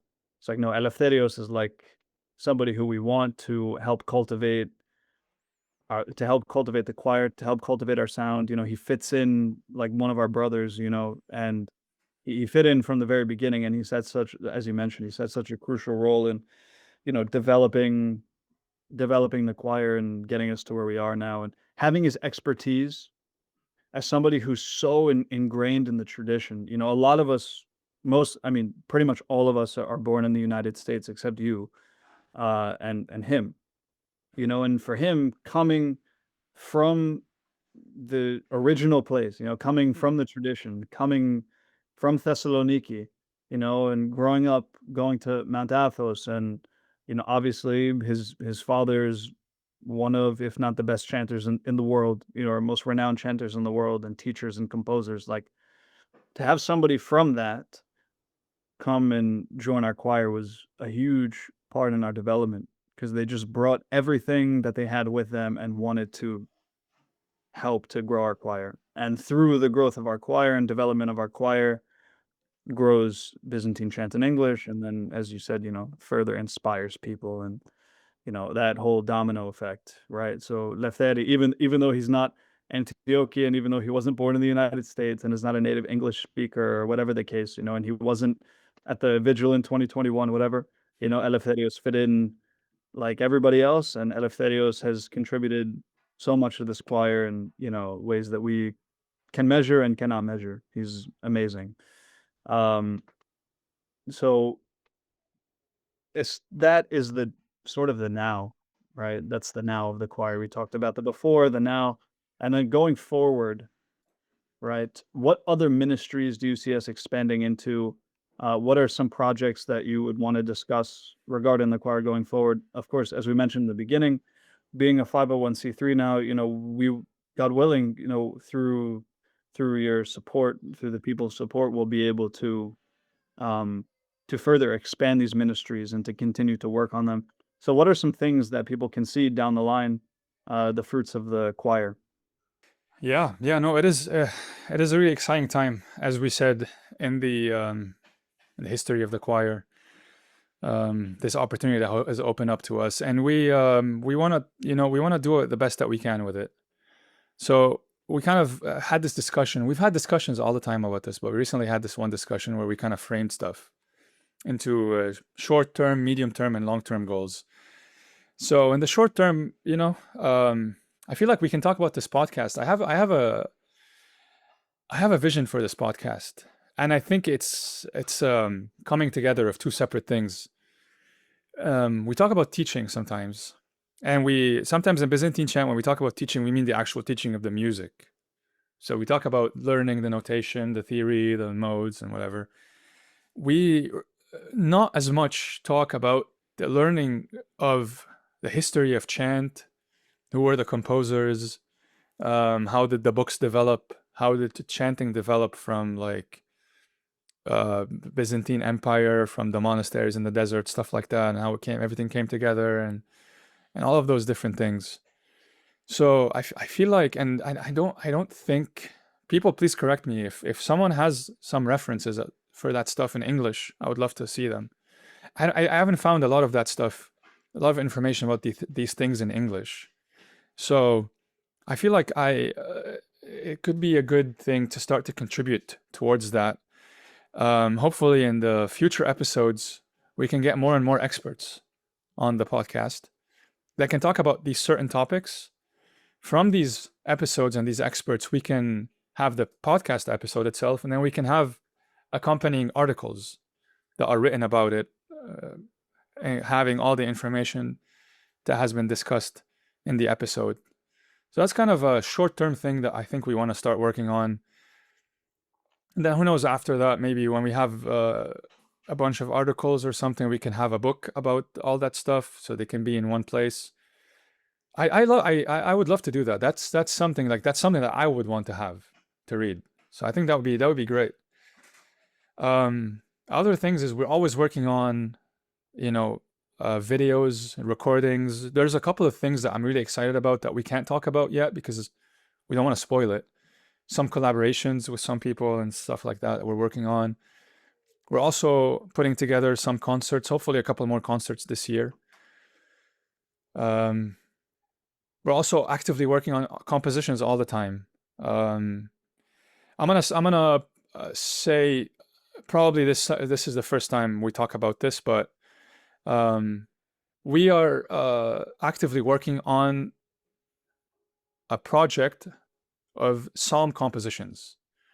So I feel like having conversations, especially with Metropolitan Saba, and getting a sense of the importance of psalms in the musical tradition, having compositions of the psalms, and not just utilitarian compositions for the services, polyelios, stuff like that, typica, having compositions as exist in Greek and in Arabic of just psalms that you can call them paraliturgical compositions that don't have a place in the service necessarily, but they are composed in Byzantine music and they are beloved by the people, and they're usually used, I don't know, at the dismissal of a service. Some traditions allow them to be chanted during communion. Some people chant them at like a talent show or a concert or whatever it is. So we're actively working on a pretty significant project of psalm compositions. Some of them are practical. Some of them will be practical, like communion hymns and such. Some of them are just psalm compositions that we just want to compose and have. And an aspect of this project is adaptations of beloved psalms from Greek and from Arabic. Compositions that most Orthodox people, depend on the jurisdiction and their language, they love. So compositions from Simona Petra Monastery and are the main ones in Greek. And in Arabic are the main ones are the compositions of Father Nicholas Malik. That we're actively adapting a few of those into English. We've actually had our first concert where we used those adaptations and those original compositions just a couple of months ago that we did in Dallas. Half of that concert was just psalms, and it was beautiful. It was great. So we're excited to start sharing that with you, the recordings and the compositions themselves. And hopefully we can figure out a way to present this project to you in a more permanent way. I'll just say it in a nice way. That's something really excited about, kind of short and medium term with that.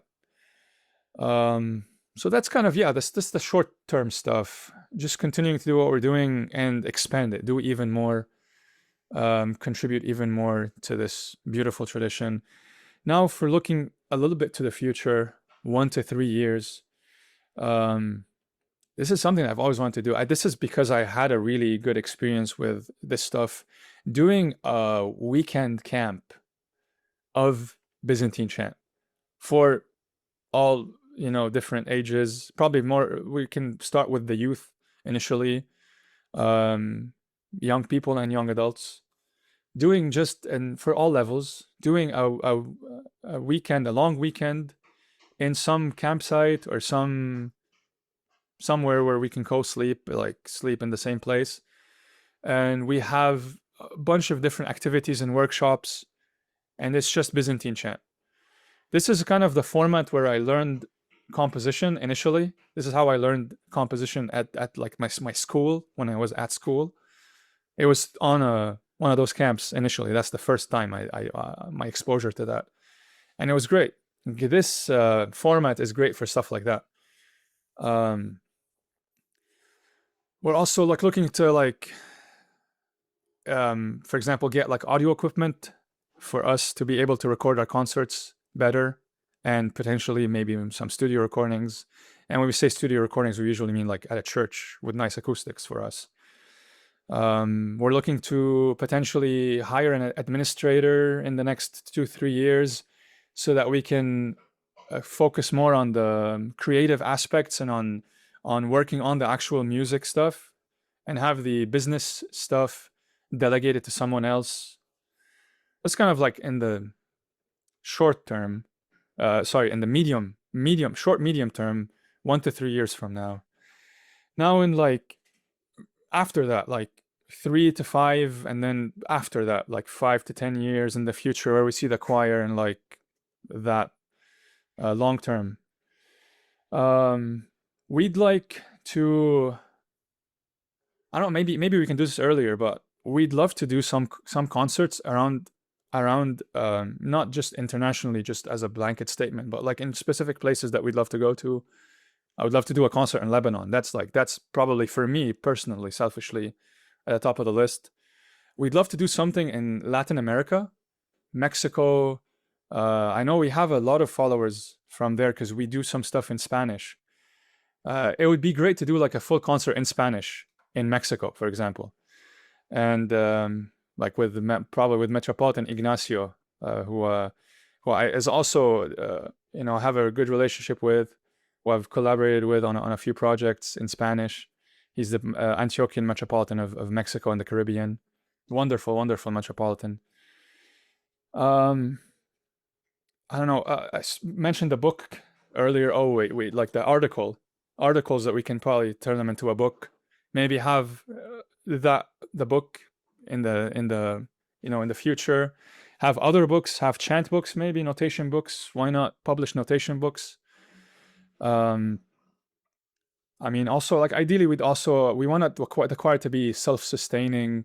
maybe it's a dream, but establishing like an endowment fund that can be sustaining the choir, um, for example, and transitioning most of our members to be full time. That's no, talking about that stuff seems so wild to me, and it might never happen. Let's say that. Hopefully, these are all dreams. These are things that we're working towards that might never happen, but we work towards them because I think like doing that and giving all of our time, dedicating all of our time to this ministry is really the ideal way to do it. We do our best with what we can right now. All of us are volunteers, and none of us get paid. We get paid for certain things that we do, and yeah. So really, doing this properly would be doing this full time, and that's a dream of ours. Hopefully, we can get there one day. So that's kind of what we're hoping to have over that timeline. It's some of this stuff sounds I mean, again, like dreams that we have. I think why not? I think we a lot of these things haven't been done before here in America with a Byzantine choir. It's not really something that has been done before. I feel like we're um, blazing the trail. Is that what they say?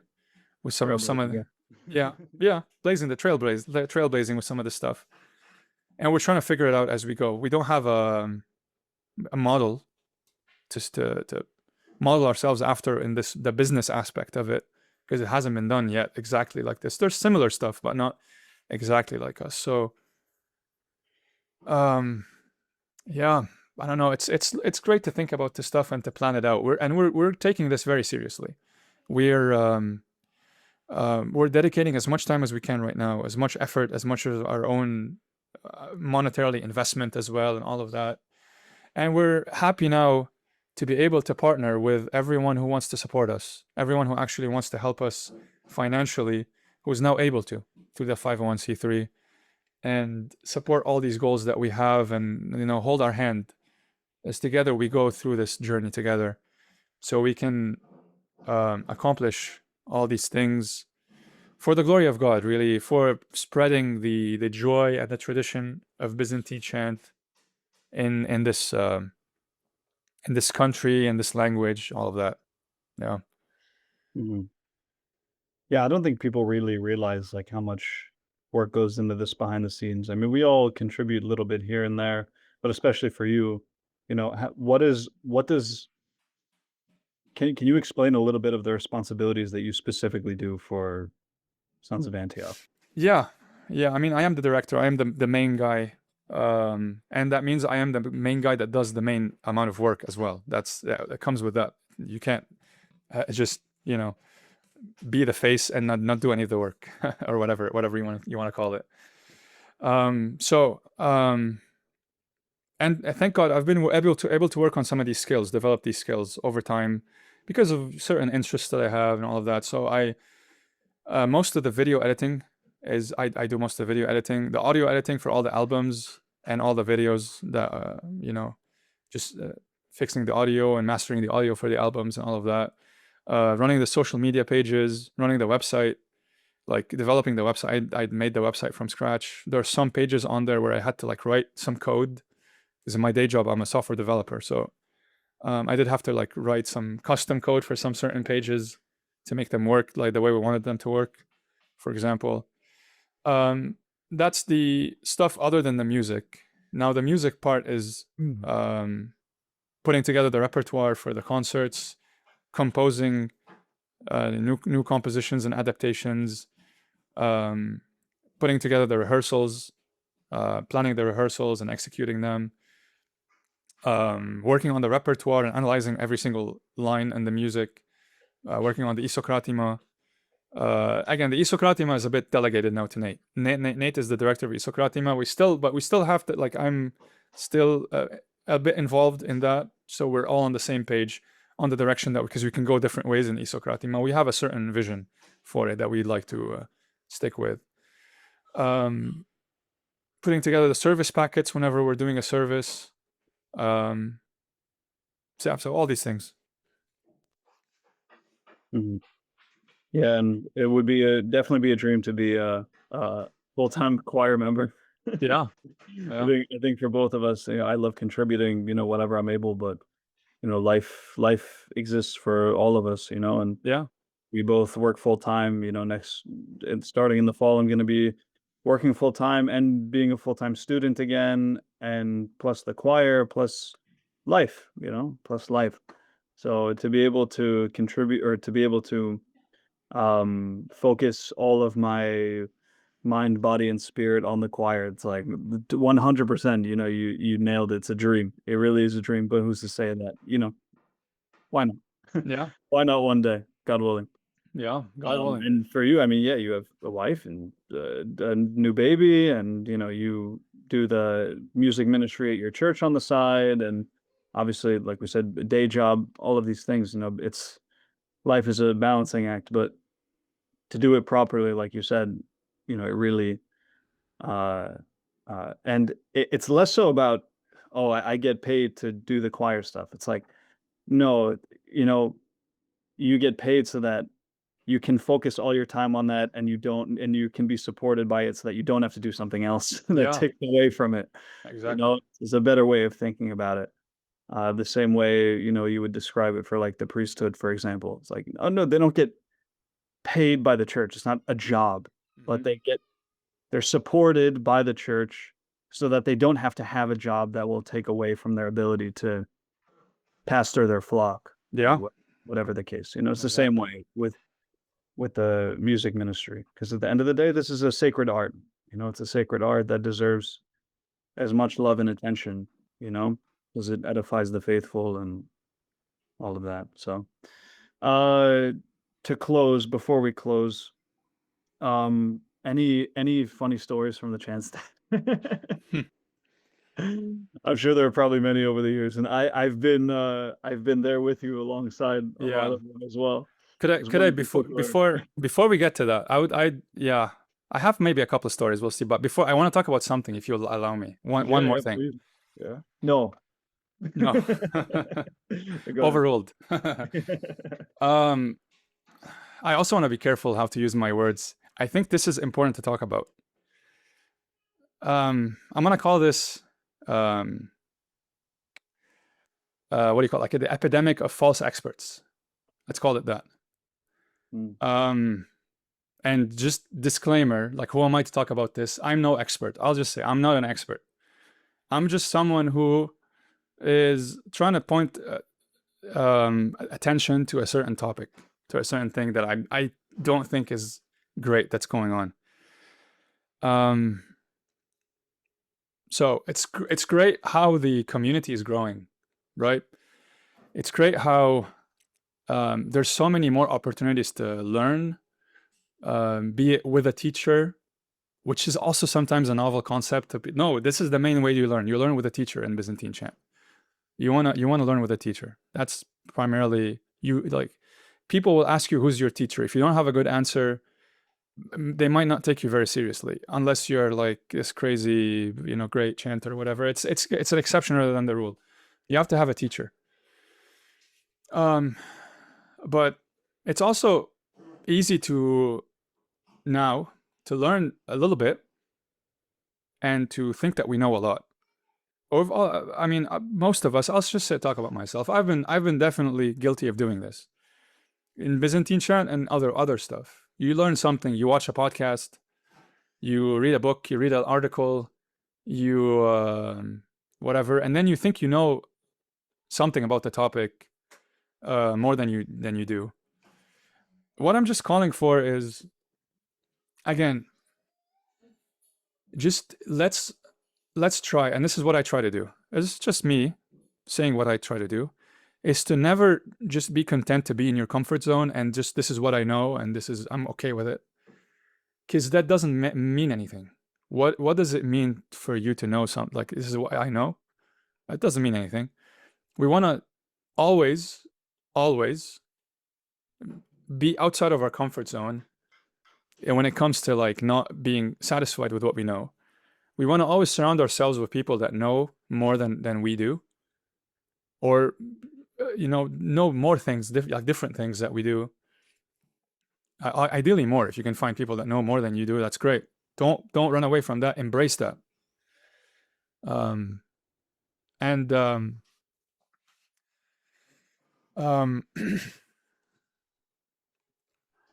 how do I put this?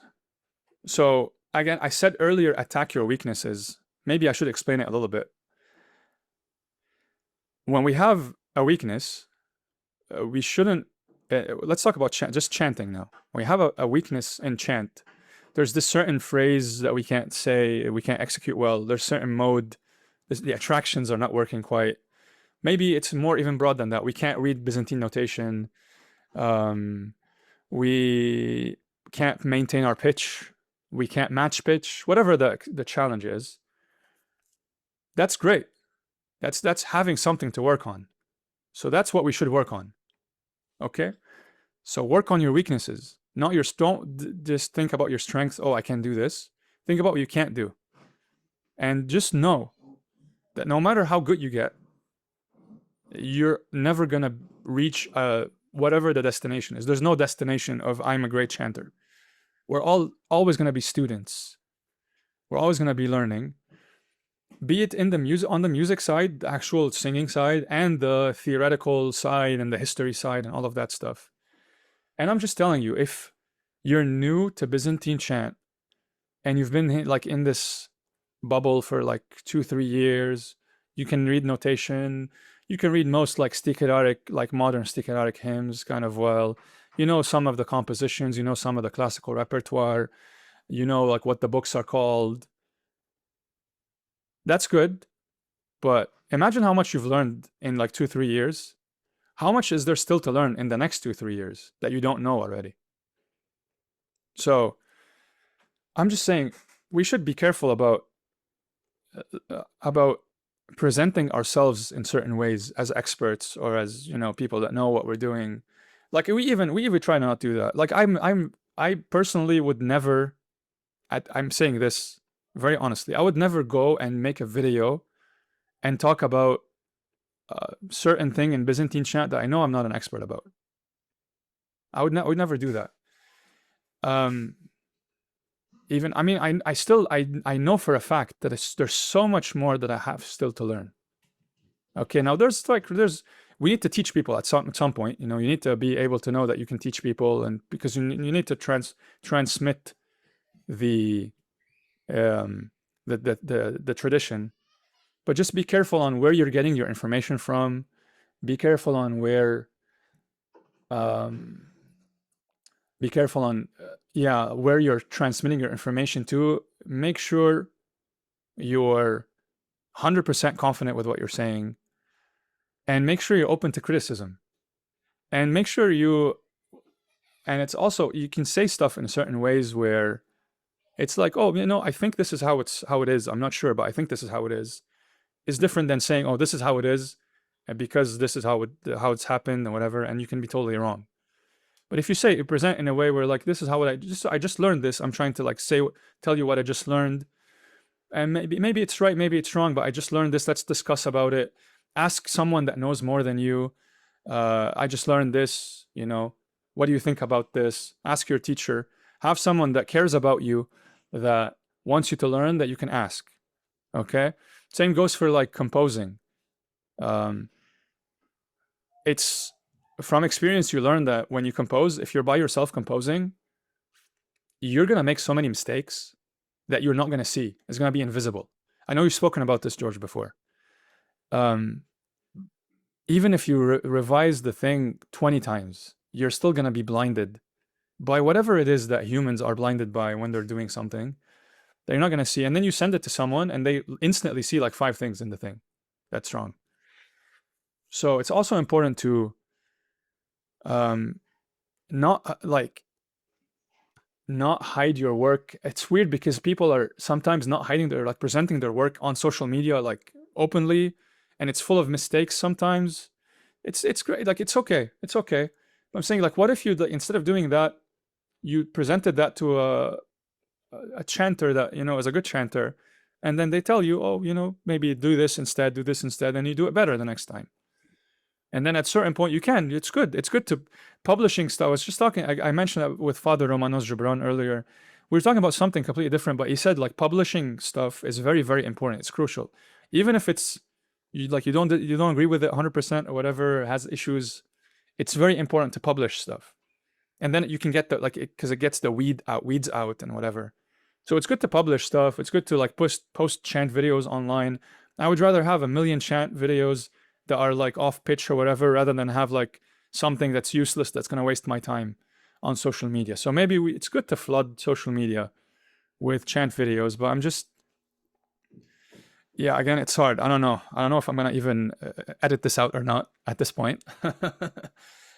Maybe Yeah, not. I mean, I think the biggest part of it is Yeah. the lack of self-awareness. Yeah. That's the biggest contributor to this because everything you said could be avoided, if people just had more self-awareness about where they are, what they're doing. Like I can speak from personal experience. There are lots, everybody goes through that, they start off, they think they know more than they do, right? It's classic Dunning-Kruger. You think they know more than they do, and then they realize how much they don't know, and then they kind of come out to the middle some way, right? It's like 5 years ago, I probably thought I knew more relatively than I think I do now. Yeah. And and I'm 100 times better than I was 5 years ago. And relatively, I'm like, I know nothing. I know nothing. 5 years ago, I was like, "Oh, I wanna record this and I wanna put this out there and I wanna do this and I wanna do that." And now I'm like I will not put like anything out of myself. Like Yeah. I'm like, this is horrible. Like it's all horrible, right? And I'm obviously much better than I was 5 years ago, but like I can't. And I think I've taken off like pretty much everything I have of just myself chanting from YouTube, from everything, because I can't bear the smallest thing. I'm like, "Nope, it's not right. It's not right." They Yeah. wanna like, we're trying to build the social media for the cathedral now, and we recorded the Voxasticon of All Saints of Antioch after the service. Like, when people were getting the blessing, I told the guy who runs the social media, I said, "If you want, like, we can record this." And we recorded it, and it sounded great, but I realized that we dropped, like, a half step by the end, and I texted him. I was like, "Do not post that." Like, do not post that.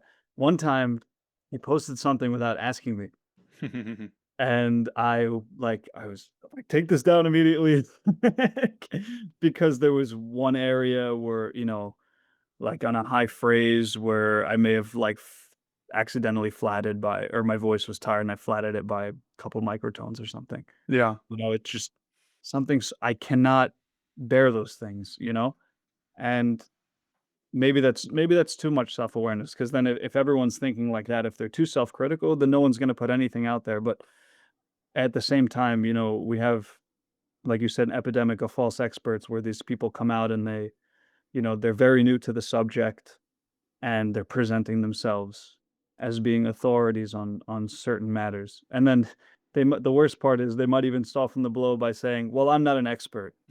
Or Yeah. they might worsen it by saying, "Oh, well, I'm not teaching you this." Hmm. And then they go and teach you for incorrectly. Yeah, we're definitely not talking about something specific at all. Yeah. No, not at all. Yeah, it's it is definitely a problem. I think though, throughout history, through the experience of the church, right? The correct thing comes out on top. Yeah. Yeah. And through this, we're living in the right now, today, for Yeah. example. But we're living in the today. We're living in 2026. And so we see everything that exists in 2026, which is a lot. Everything's oversaturated because of social media and whatnot. And we think that it's much worse than we think that today is the only time that there may have been problems throughout history. Yeah. But Yeah. that's not the reality. There have been ecumenical councils to refute things, and there have been, uh, at the end of the day, right, the correct thing will come out on top.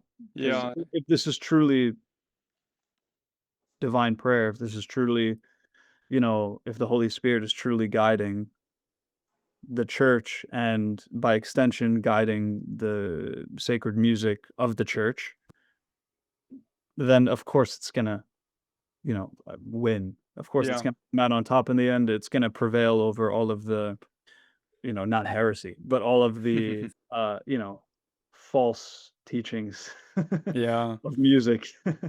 The frustrating thing sometimes, and again, you're 100% right. And I pray and I pray to God that this is, I mean, God is, his hand, his guiding hand is on the church, of course. The frustrating thing about the differences with social media and the instance of the immediacy of everything, how everything just spreads right away, that's the frustrating part, and how anyone can say anything that they want and present in a way where if someone doesn't know, they just assume that that's what the thing is. I I just had a student a couple of days ago send me a video about Byzantine chant, and there was not one thing that was right about it. It was like talking about apichimata, like the intonations of the modes. Not one apichima was correct. I have no idea where they got them from. Not one of them was correct. By the way, just really briefly, apichimata, when you sing them in church, you don't say the solfege, you don't say pavura, you don't use those words. You say the apichima phrase, ananes ne anes na aigia, those phrases. Just really briefly, just so you know if you're doing it correctly or not. These things, they If you're come saying from viravu or something, this is incorrect. yeah, they come from the old notation mostly. They're all Exactly. derivative of the old Yeah. notation. So you should. Yeah, so if you actually go to a teacher and learn that, you learn that stuff. You learn where they come from, what's the purpose of them, how to use them, what the actual apichima sounds like. So yeah. Um, Again, here's the kind of self-evaluation that will work on most people. If you can't read Byzantine notation, chances are you're not an expert on Byzantine chant. It's just the reality of it. So if you haven't learned it with anyone, you can't read it. When I say read Byzantine notation, I don't mean like, oh, this is an oligon and this is a kendimata, whatever. No. It's I put a piece, any piece in front of you that's of relative difficulty, and you can just sing it with no mistake. That's a sign of someone that can read notation. And the Byzantine chant is designed to be sight read. Don't tell me you need to prepare it beforehand. It's designed to be sight read. There's no reason to prepare it to a certain degree. There's some things that are really complicated. You have to prepare them, whatever. But normal service stuff, it's designed because we do 5 hour vigils. We can't do 5 hour vigils like minimum. We can't do like 12 hour vigils sometimes. How can you rehearse for a 12 hour vigil? That's an absurd thing to think about. So that's first thing, a self-evaluation. You have to be able to read notation because that means you learned with someone. Okay?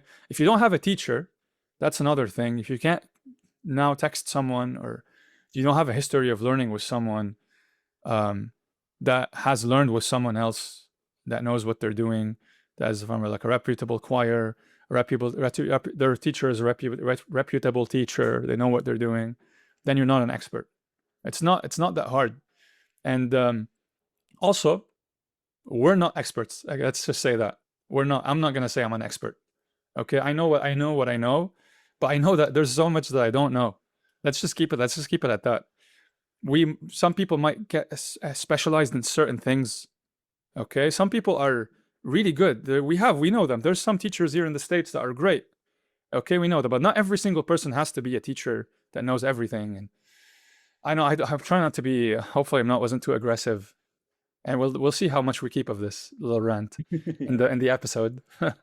right. But this is stuff that we've, as a community, we've, spoken about behind closed doors.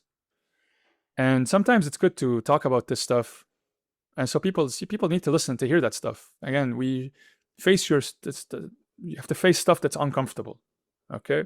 Sometimes someone has to tell you that you're doing something incorrectly. I don't know. Am I the person to say that? Am I being, you know, like contradicting what I'm saying by like saying stuff? So whatever you want to take it. Don't want to take it. It's okay. I feel this is I'm the guest on this episode, and this is something I wanted to Mhm. say. So Yeah. We all need to be humble, and we all need to have a self-editing mechanism. We need to yeah, criticism, as you said, and understand when somebody who is more of an authority on something is telling us that we're doing something wrong, then we need to accept that, you know? Yeah. I've A been lot of told off people. multiple times. Multiple Yeah, times I've been told off. That's good. That's good. I take it as a good thing. There's exactly. something I didn't know and now I know. That's great. Right. We should be seeking this. Yeah. We shouldn't be avoiding it, and we shouldn't be combating it, Yeah. which is Yeah. a lot of what we see from a lot of these, as you said, false experts, this combativeness toward criticism and Yeah. all of these things, when in reality, we should, we should all be looking to rough out our edges all the time, and some people's edges are much rougher than others, let's say that. Yeah. But, we all need to be looking to get better, and it's not always, as you said, it's not always the right time to be putting things out there, you know? Yeah. Um, expert or not, uh, newbie or not, right? Hmm. It's always better to have a discussion than it is to present yourself as being an expert or an authority on Yeah. something. Yeah. Talk to us. Talk to us. If you're curious about something, talk to us. If we know the thing, we'll tell you. We'll discuss it with you. If we don't, we can guide you somewhere. That's just so we can give people something practical. Like where can I find someone? Where can I if there's someone in your church that knows, just talk to them. If you have a friend that can chant, talk to them. Talk to people. This is really important. This is really important. And again, in the spirit of this, if we said something incorrect, please in the comment section below, please let us know what we Yeah, said incorrectly. We'd love to know. right. And just one last thing on this before we move on. Yeah. Like, not everybody needs to be heard, right? Not everybody needs to be heard. There are people that have important things to say in order to spread Byzantine chant, in order for people to learn from their sound, right? We all have our influences. We mentioned like Hamatura, Hasanidis, people like Neochoritis, Stanitsas, right? The pillars of Byzantine chant from now, from before. The people who we listen to, who thank God that there are all these recordings out there of them, because we need to, we have so much to learn from them. Respectfully, to 99 point many nines, the person who's listening to this, you're not that person. Mhm. And I have the blessing of chanting with a world-class chanter every Sunday, pretty much, at the church that I work at. Is the Protopsalti at Holy Cross in Brooklyn. And if I look up his name online, there's nothing. Yeah, I've tried to. I've tried to. I haven't found anything about him. Yeah, there's nothing of him teaching. There's nothing of him. There's no recordings of him chanting. Um, in fact, I chanted a few weeks ago at the St. Nicholas National Shrine with Dimitris Katsiklis, another world-class chanter, one of the best in the world. I love him. And I mentioned the chanter from Holy Cross, and he had never even heard of him. And this guy is like one of I've chanted with many, many, many amazing chanters, and this guy is one of the best. And yet somebody literally like 5 miles away from him has no idea who he is. You know, it's a testament to his humility and his um, you know, yeah, his humility. Yeah. It's a testament to his humility, and I think that we all need a little bit of that, right? As opposed to having this need to sort of put ourselves out there. And look, I definitely had this at one point, and maybe I still have this till now, right? But I'm definitely much more critical of myself. Yeah. I think that it's important that we're all critical of ourselves to a degree, and that we have people like, I have you guys, I have other people who I love and respect, who give me feedback and don't just say, "This is great, put it out there," and then it's not, you Yeah. know? So, yeah, I just wanted to leave it with that, unless you have anything else to say about it, and then you can go into I some, think that's good. I think yeah, it's good. Yeah. yeah. So, some funny stories from the Analogio. Yeah. So let's start this with a disclaimer. Don't eat nuts before any services. Father Erasimo says this all the time too. This is the worst thing is singing at a service and like you ate just a peanuts or something before and then it comes up and it gets lodged and it's your game over. They can't do anything. Zero. You can't clear it. It takes like a while to clear it. You have to drink water. You have to whatever. So that's happened a couple of times. The one time it happened actually outside of a service. It was just like a get together. We were celebrating um, a family engagement, and they I wanted me imagine this to. is a big problem in the Middle East. Yeah. Yeah. So at the engagement party, right? We just wanted to, at the engagement party kind of started off with a prayer. And they wanted me to chant something. I forget what it was, but chant something for them. Gave me the microphone, started chanting, got like one note out, and then my voice was gone completely. It just stopped working. And I just started coughing, because I just had some peanuts at the party, right? So no peanuts, no nuts of any kind. Um, yeah, I mean, look, I don't know. For me, it's been a journey of. It's really important for me. One of the things I focus on is my demeanor in church. I think it's really important to like keep a straight face, no matter what happens. And when you kind of like practice that, you like do it often, you get good at it, right? Stuff happens sometimes, and do you know how like the classical chanter thing when someone makes a mistake in a group and they like do the hand on the chest thing. Like I probably have done that multiple times. I'm actively trying to not do it anymore. Either everyone knows that you made a mistake and it's fine, or no one knows that you made a mistake and it's fine. It's okay. Okay, unless you like stop, like him had to stop because of your mistake or whatever. It's okay. It's okay. You don't have to show any outwardly sign that you made a mistake. Um, where was I going with this? Yeah, so no, I'm just trying. Just my demeanor. Just focus on my demeanor. Um, I've been successful with that. The only kind of situations where I've had to break, I couldn't hold it in, was like more recently when my son is now here. He's 13 months old now, a little bit more actually now. Um, and he would come up, like my wife would bring him into the service. She would be like changing his diaper or something and bringing him back, and he would do something. He would like be crawling around like really quickly or running around. Now he can walk, and or he would be like yelling "Baba Baba" or something like that, and I would be like trying to keep a straight face and like direct, and in some cases he would just look so funny like running around or something. I would like I would lose it. Happened a couple of times recently, and it's yeah. I know people understand because it's like my son like breaking me, and it's generally sweet. So um yeah, other than that, thank God I haven't had any um really bad experiences with like being like making a mistake and then someone from inside the altar would like say something or yell at me or something like that. I'm sure it's happened, but when you have the demeanor of like, okay, it's fine, you make a mistake, just move on, just keep going. Like I made a mistake. It's no okay. Just stop the hymn, go to the hymn, the actual hymn that you were doing. Um, that's okay. Yeah, I'm sorry, I wasn't able to give you too many things there, George, but um, Ik ben de do you, leeuw. man, I think I'm blocking that memory. I don't know how I forgot that. Let's talk about that. Let's talk about it. We've been talking about a lot of controversial things. Uh, so we were at this convention in Atlanta. It's somewhere in the Atlanta area. We were invited to By be the part way, of the yeah sorry, I intentionally cut you off in the middle of a sentence to do to do that. Yeah, good, because that's what happened.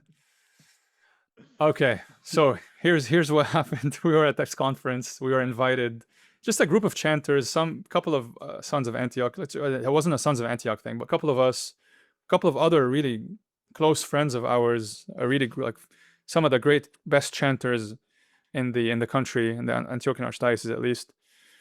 To this PLC, we did the concerts, we did services and stuff like that. We were singing at this service. It was liturgy. The communion just started, and people were lining up. And we wanted to start singing some sort of hymn for communion, some psalm setting or something like that, a communion hymn. And we took our time. We took a little bit of time to like decide because we hadn't planned it out or something. I forget who was leading. I think Shadi Karam was leading the choir, the Robert. chanters. Was it Deacon Spiridon, Yeah, Robert Hanna? yeah. And it was like probably like, oh, what do you guys want to do? You want to do this way, do whatever. And then all of a sudden, uh, from the communion line, we heard someone start "Qbal Nil in the like a guy, a young man who was not an Arabic speaker. Where it definitely was not a native Arabic speaker. Just walking down the communion line, putting the cross on his chest, and just singing "Qbal Nil full volume. for the church. Just no one asked him to do it. God bless his soul. I don't know. He's just doing something that he very inappropriate. Don't do that at all. But he didn't know any better. He was just doing something he's used to, probably, whatever. So like this is kind of surreal experience for us. We didn't compute what was happening first. This is something that doesn't happen. It's not supposed to happen. So we kind of let it happen. I wasn't leading, so I don't know what I would have done if I was leading, but maybe the next part of the story Next day, yeah. you'll know, yeah. So we just let him finish, and then we started chanting something, and then we kind of like we talked about it after, like what was that? What happened? Who is this guy? Do you guys know him? Did anyone tell him to do this? No, no one. No. Okay, cool. Next day, same situation. Same You thing are leading happened. this time. I was I leading? I was leading this I time. think so. I think Shadi and Deacon Spiridon had left at that point. Something like that, yeah. So I had more agency at that point. Same thing this time. I don't think he gave us a chance. He just right away. Actually. Oh no. Okay. Continue, George. Yeah.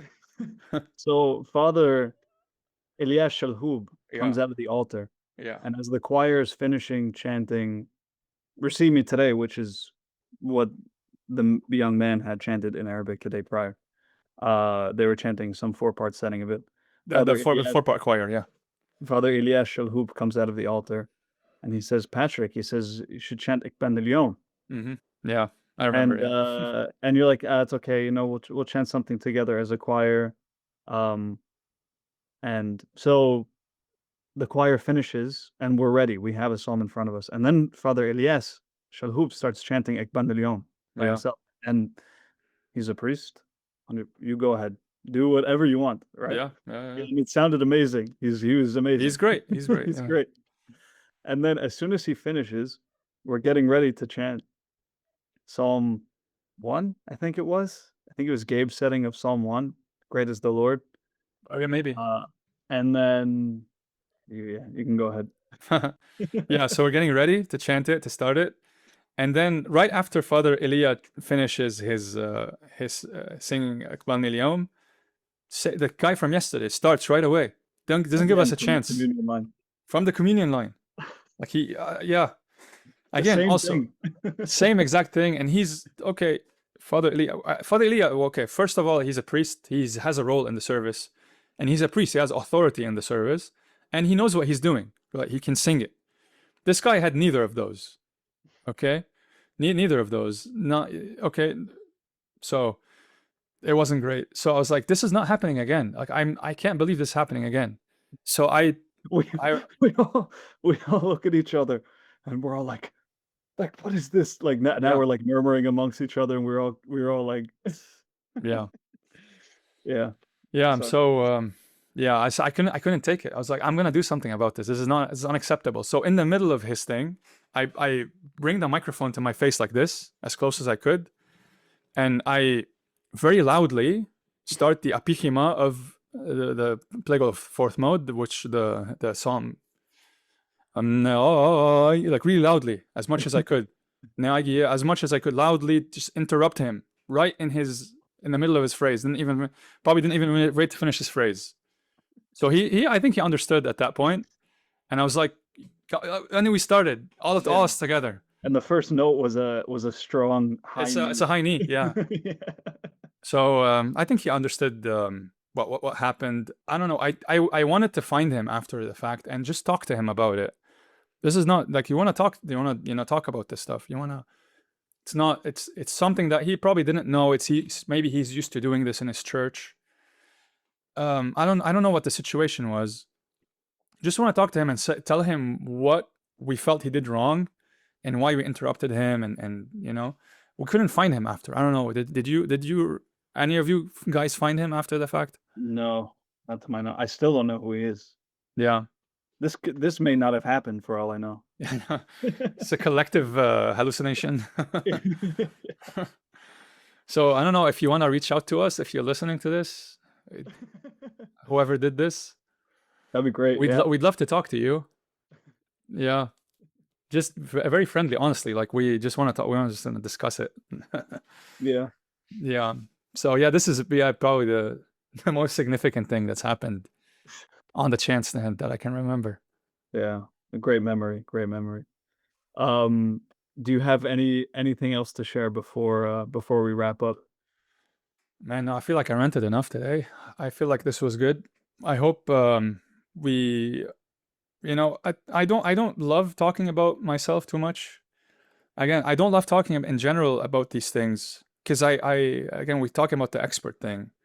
Like I know what I know, and the more time passes, the more I know what I know, like exactly what I know, and by extension, I know what I don't know. And I know that I don't know so many things, that I might be mistaken in so many things. So probably said so many things that were wrong today, but I'm trying my best. And hopefully, my story of growing up and learning and participating with those choirs and moving here and moving this experience, starting the Sons of Antioch. Hopefully it's been, informative and it's inspiring to someone, at least a little bit. Hopefully you can take something positive from this episode. Um, and thank you for tuning in. Thank you for everyone who's been supporting us, either monetarily or otherwise, just by sharing our videos, by talking about us to people, by inviting us to your churches, by just advocating for us in front of people, like asking for us to come to conventions. And I get your messages a lot. A lot of people tell me about these things, and we're really appreciative. And really, we can't do any of this stuff without this beautiful community. So we really understand. Or at least we try to understand how important this is, how important, what the role of our supporters play. And we would love to have this journey that we're on to be a collaborative journey between us and you. And a great way to support us is to help us, to donate to us monetarily. Ideally, if you could do it as a repeating payment, something that we can rely on, that can help us out. So again, yeah, you can go to our website, to the donation page, sonsofantioch.us/donate, if you want to get to it directly.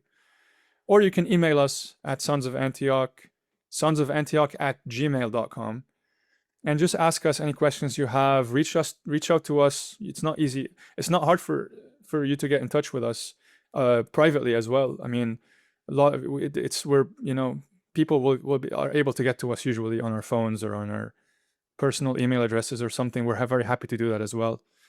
Happy to answer any questions. Happy to take any feedback.